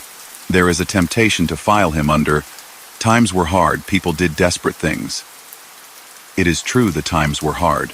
It is also true that millions went to work, stood in lines, kept families together, and did not pick up a gun. He and his companions chose speed and risk, and took money that did not belong to them. You can hold the context and keep the judgment. Both fit in one hand. One more figure belongs in the story because she understood the city better than anyone else in it. The landlady. Anna knew rent, schedules, whispers, and the way a building sounds when it sleeps. She had to decide whether to balance on a thin rail forever or step onto the solid ground of cooperation and accept the consequences and the attention that would follow. She stepped and paid for it with praise that turned sour and with exile from a place she had tried to call home. Her choice changed history in a small way that rippled outward. It also changed her own life permanently. Many stories pretend that cooperation ends a person's troubles. It often starts a different set. Behind every name in this saga stands a family. Sheriff Sarber's widow and child in Ohio. Patrolman O'Malley's wife and relatives in East Chicago. Officer Wagner's neighbors in South Bend. Agent W. Carter Baum's colleagues and kin in Wisconsin. Later, the families of Agents Sam Cowley and Herman Hollis grieving in Illinois. Their grief pushed departments to train more carefully, and to support the people who wear a badge with better tools and better policies. Long after headlines faded, those families kept pictures on mantles and told grandchildren what the badges meant. Years later, exhibits assembled the arc. A glass case holding a wanted poster. A hat with a pinch in the crown. A set of fingerprints taken at a jail. A policeman's badge with a folded ribbon. A small placard describing a raid at a lodge on a lake. Tour guides learn to tell stories that land evenly. Firm about harm, careful about romance, fair to the dead, and curious about the living. School groups step away, buzzing, and someone always asks the question a country keeps asking itself. Why do we keep telling these stories? The best answer is simple. They help us decide what kind of people we want to be the next time a person at a counter hears a command and looks down at his own hands. By the time the 30s closed, bank robbery had lost the air. It briefly had in the national conversation. It became quiet and ugly again. What it has always been. The country's attention turned to factories, rolling out planes and ships, and to men in uniforms crossing oceans. The habits built during the chase coordination across lines on a map, radios that carry clear orders, training that emphasizes patience traveled into that new work. A strange gift, but a gift all the same. Lessons paid for in one arena made another safer. If you stand at Crown Hill and let the wind in the trees carry the city's soft hum toward you, the story becomes very small. A name on stone, dates, grass worn by many shoes. That is the scale that fits. Everything else, the big words, the angry editorials, the moving pictures, the tours sits on top of this simple fact. A life ended, and people who had been frightened or harmed in that life kept going. If there is a way to honor that, it is not to make a legend bigger, it is to keep the memory accurate and the lessons close at hand. The people who knew him in Mooresville when he was a boy sometimes said he was funny, quick with a response, able to make a dull hour brighter. That talent could have been spent 10 different ways. He chose the one that ran fast and ended fast. The people who chased him chose steady. That contrast is as old as stories get. From the first clumsy robbery in 1924 to the last step outside a theater in 1934, the timeline is not long. It only feels long because it touches so many maps and so many front pages. A year on the run can be told in an evening. Living through that year was a different measure of time altogether for the people who had to look over their shoulders at the sound of a car door closing a little too quickly on a weekday morning. We still argue about the right balance between mercy and punishment, about how to help a young person who has fallen into trouble find a different track, about how to guard communities without turning homes into fortresses. Those arguments are healthier when the facts are clear and the tone stays human.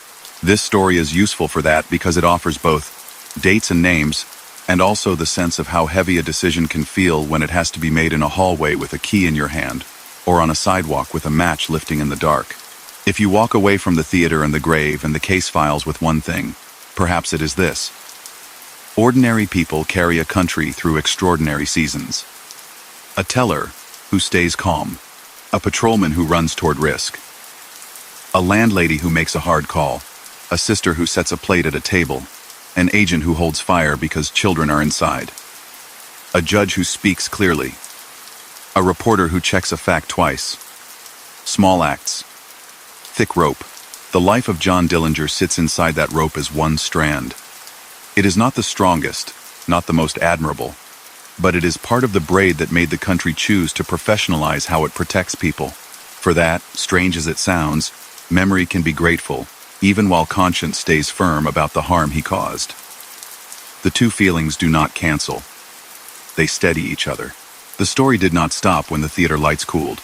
It branched in quieter directions, into small rooms, court calendars, family kitchens, and the slow turning of public memory. Agents boxed evidence, cataloged the clothing he had worn that night, and filed photographs taken at the morgue. Clerks stamped dates and folded files. A few days later, the office hummed with new work, other names, other leads, because the world does not pause long even for a headline. A portion of what followed was housekeeping with stakes. The lawyer who had sheltered him while he healed from surgery, Louis Piquet, faced charges for harboring a fugitive and for arranging illegal medical work. He went to trial, lost his license, and served time. The surgeons who had tried to alter the face and fingertips Wilhelm Loser and Harold Bernard Cassidy were arrested and questioned about crude procedures done in an apartment, then brought before a judge. Their statements described how acid had been used on fingertips and how skin had been tugged and stitched. It read like a warning meant for any doctor tempted to cross the line. In another corner of the story, investigators put together how the Auburn and Peru police station raids had been staged, and those reports turned into training points for small departments around the region. Safeguard weapons with better locks, assign keys with stricter logs, stop assuming old routines can handle new risks. The people who had crossed his path had to find a way back to ordinary days. The landlady whose call set that last night in motion counted her reward money and found it smaller than she had expected. She had hoped cooperation would right her immigration status. It did not.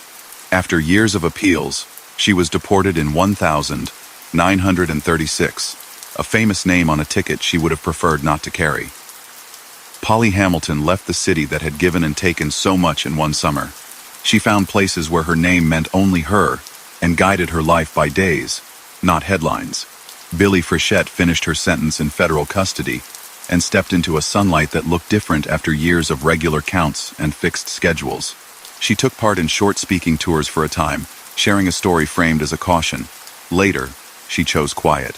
She kept her dignity and guarded a few memories, a right not enough people grant to women who find themselves pulled into the orbit of larger events. The men he had run with met their own ends. Homer Van Meter died in Street Paul late that August when officers cornered him, and a brief, violent exchange left him on the pavement. Tommy Carroll had been killed in Iowa earlier that June during an attempt to arrest him.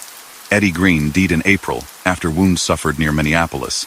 Babyface Nelson, a quick-a-triggered man even among hard company, collided with agents near Barrington in late November and succumbed after a furious clash that also cost 2 federal agents their lives. The first crew, the one he had studied with inside Michigan City, faced courts in Ohio for the death of Sheriff Jess Sarber.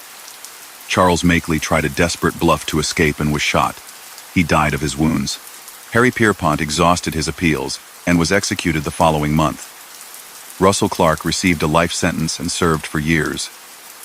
Each outcome wrote the last line for a name that had danced across papers for a season.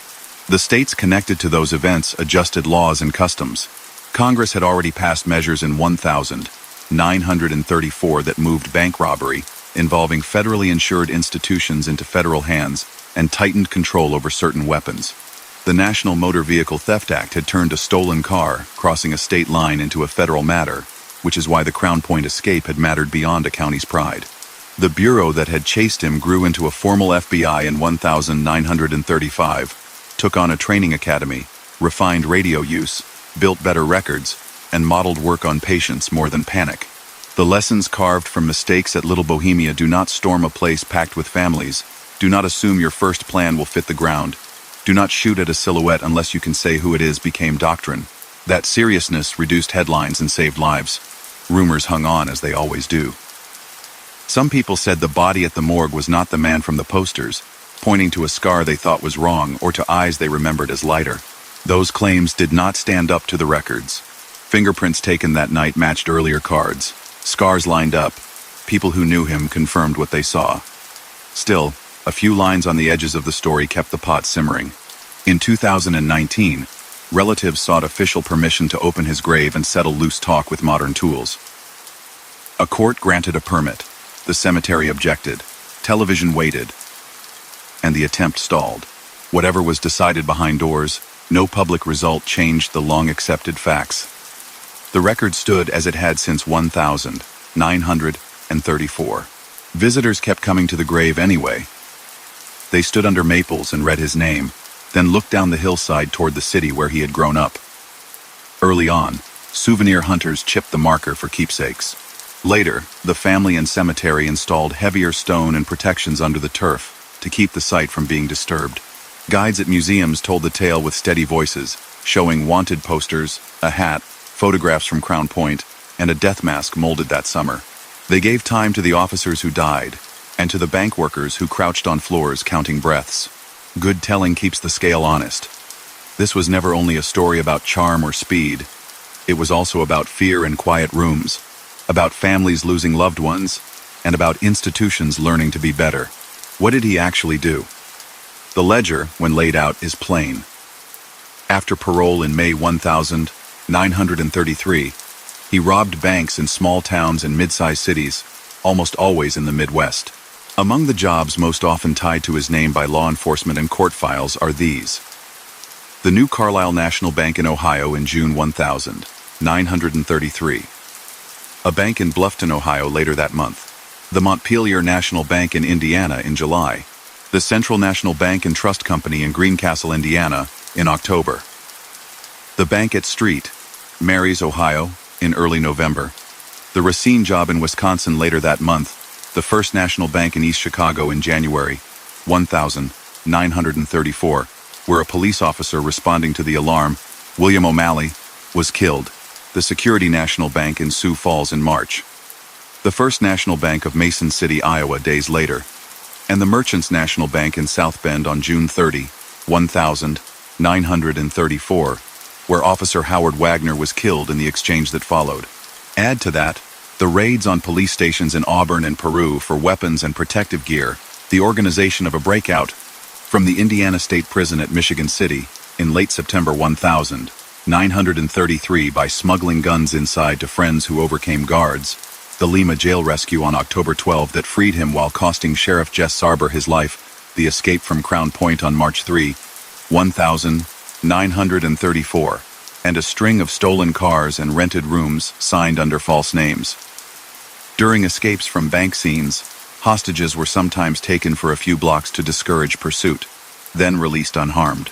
In several confrontations tied to the wider circle, Little Bohemia, most notably law enforcement officers and bystanders, were shot, with Federal Agent W. Carter Baum losing his life near the lodge after a collision with Nelson.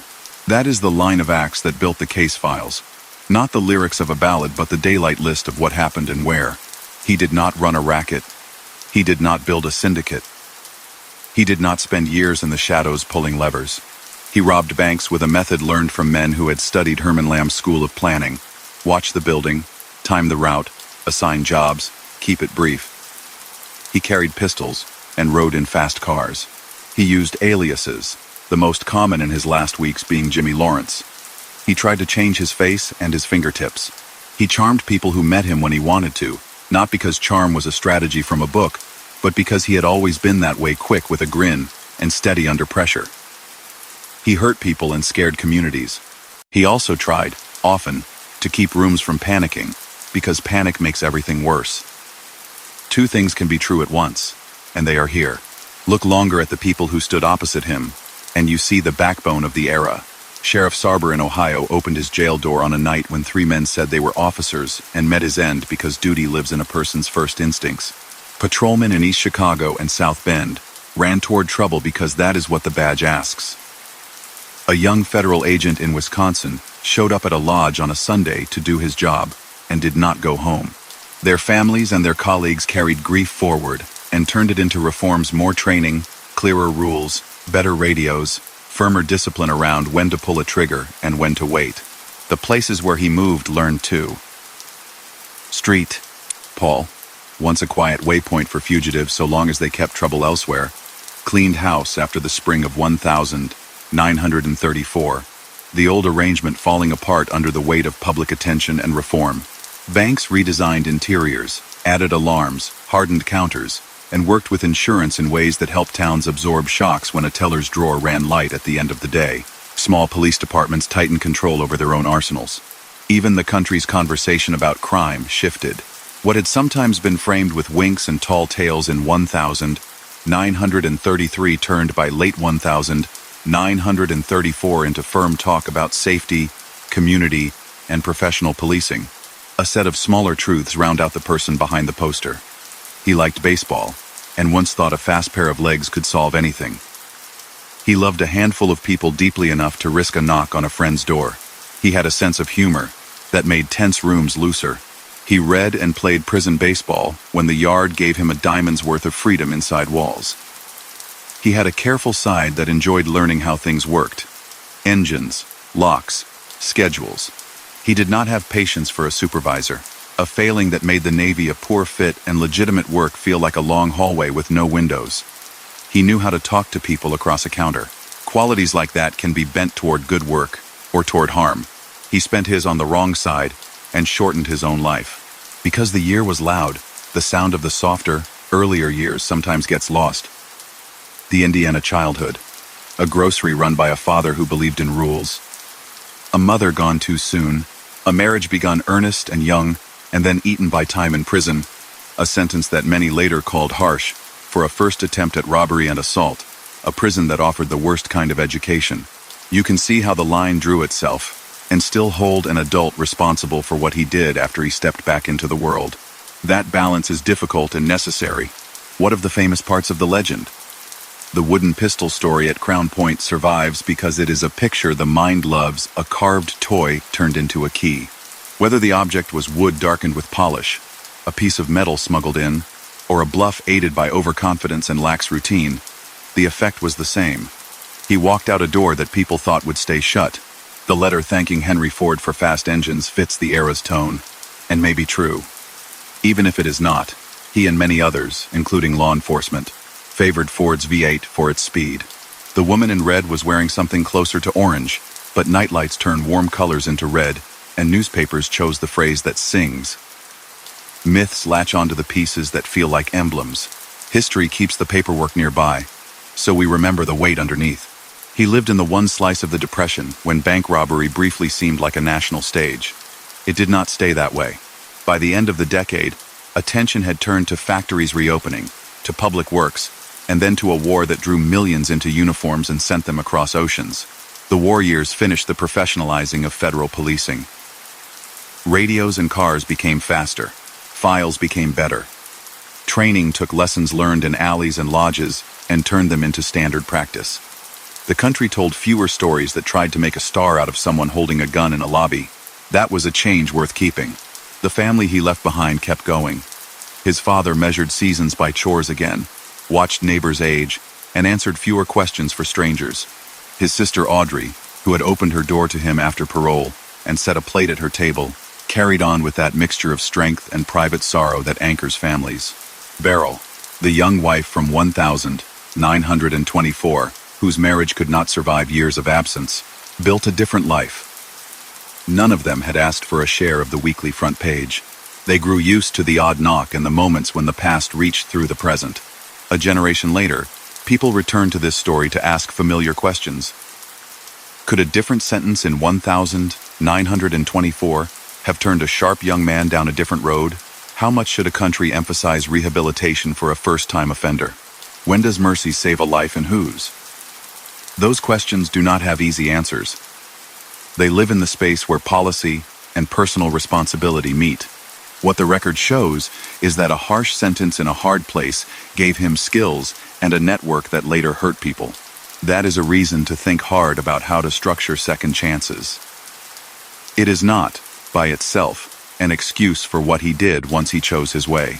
If you walk Lincoln Avenue near dusk and stand outside the theater, you will still hear the ordinary voice of a city: the bus brakes, the bicycle bell, the joke between friends. A person might point toward the alley and say, "That is where it happened," and then both of you will feel the odd pull of proximity. But the bigger truth is in how unremarkable the block looks. Lives large enough to fill books and at corners that look like any other. The country lives on in those spaces, knitting itself with daily kindnesses and careful work. That is the part to keep. Think of the officers and agents who shaped their craft out of the hard lessons of 1934. They learned to share information instead of hoarding it. They taught each other to wait for the right moment to move. They walked into danger when they had to, and kept their tempers against all the arguments that try to push a person into impatience. The modern training room, the clear radio call, the case file that opens with facts and not with guesses, all of that was built by people who remembered what went wrong at a lodge by a lake and what went right outside a theater. If there is gratitude to be given in this story, it rests there alongside the sorrow. The line of crimes is brief on paper and immense in impact. Banks entered with weapons, drawers cleaned out in minutes, routes chosen to outrun local pursuit, cars stolen and abandoned, weapons taken from police stations, a jail rescue that cost a sheriff his life, a jailbreak that spilled a state case into the federal system, a surgery that tried to erase what a mirror knows too well. A final approach toward a marquee on a Sunday night. Set against that are the lives that cross those moments, tellers who steadied their hands, customers who lay still, officers who ran forward, a landlady who weighed risks, a sister who opened her door, two young women who learned more about the cost of loyalty than anyone should have to, and a country that took the lessons and changed its ways. If you want one last glimpse of the person inside the poster, picture a summer afternoon earlier that month, long before night fell outside the theater. He stands at a window with a newspaper and looks past his reflection. The story on the page mentions a ball game. Someone in the street below laughs. He folds the paper and sets it on a table, checks a watch out of habit, and wonders how long a life like his can stay stitched together. He picks up his hat and opens the door. He was not a ghost. He was a man making choices minute by minute. The choices caught up. He remains part of the way the country tells itself about crime and consequence, about myth and record, about the speed at which a person can fall, and the patience required to keep the rest of us safe. You can hold the humanity and the harm in one hand without twisting either out of shape. That is what a mature memory does. It leaves room for quiet sadness over the waste of a life, and for clear respect toward the blank people who stood in the way and paid with their own. Time laid a soft blanket over the names and the dates. The grave sits under trees, the theater runs shows, museums light their cases, families go on. The lesson, if there is one to carry away at the end of the night, is simple and decent. Choose a path that lets other people sleep without fear. Build systems that bring dangerous people in without more harm. Remember the names of those who did their jobs and did not come home. And resist the urge to dress theft in glamour it does not deserve. The rest is quiet now, as it should be when a long story has been told, and the hour asks us to close our eyes and let the city's hum fade.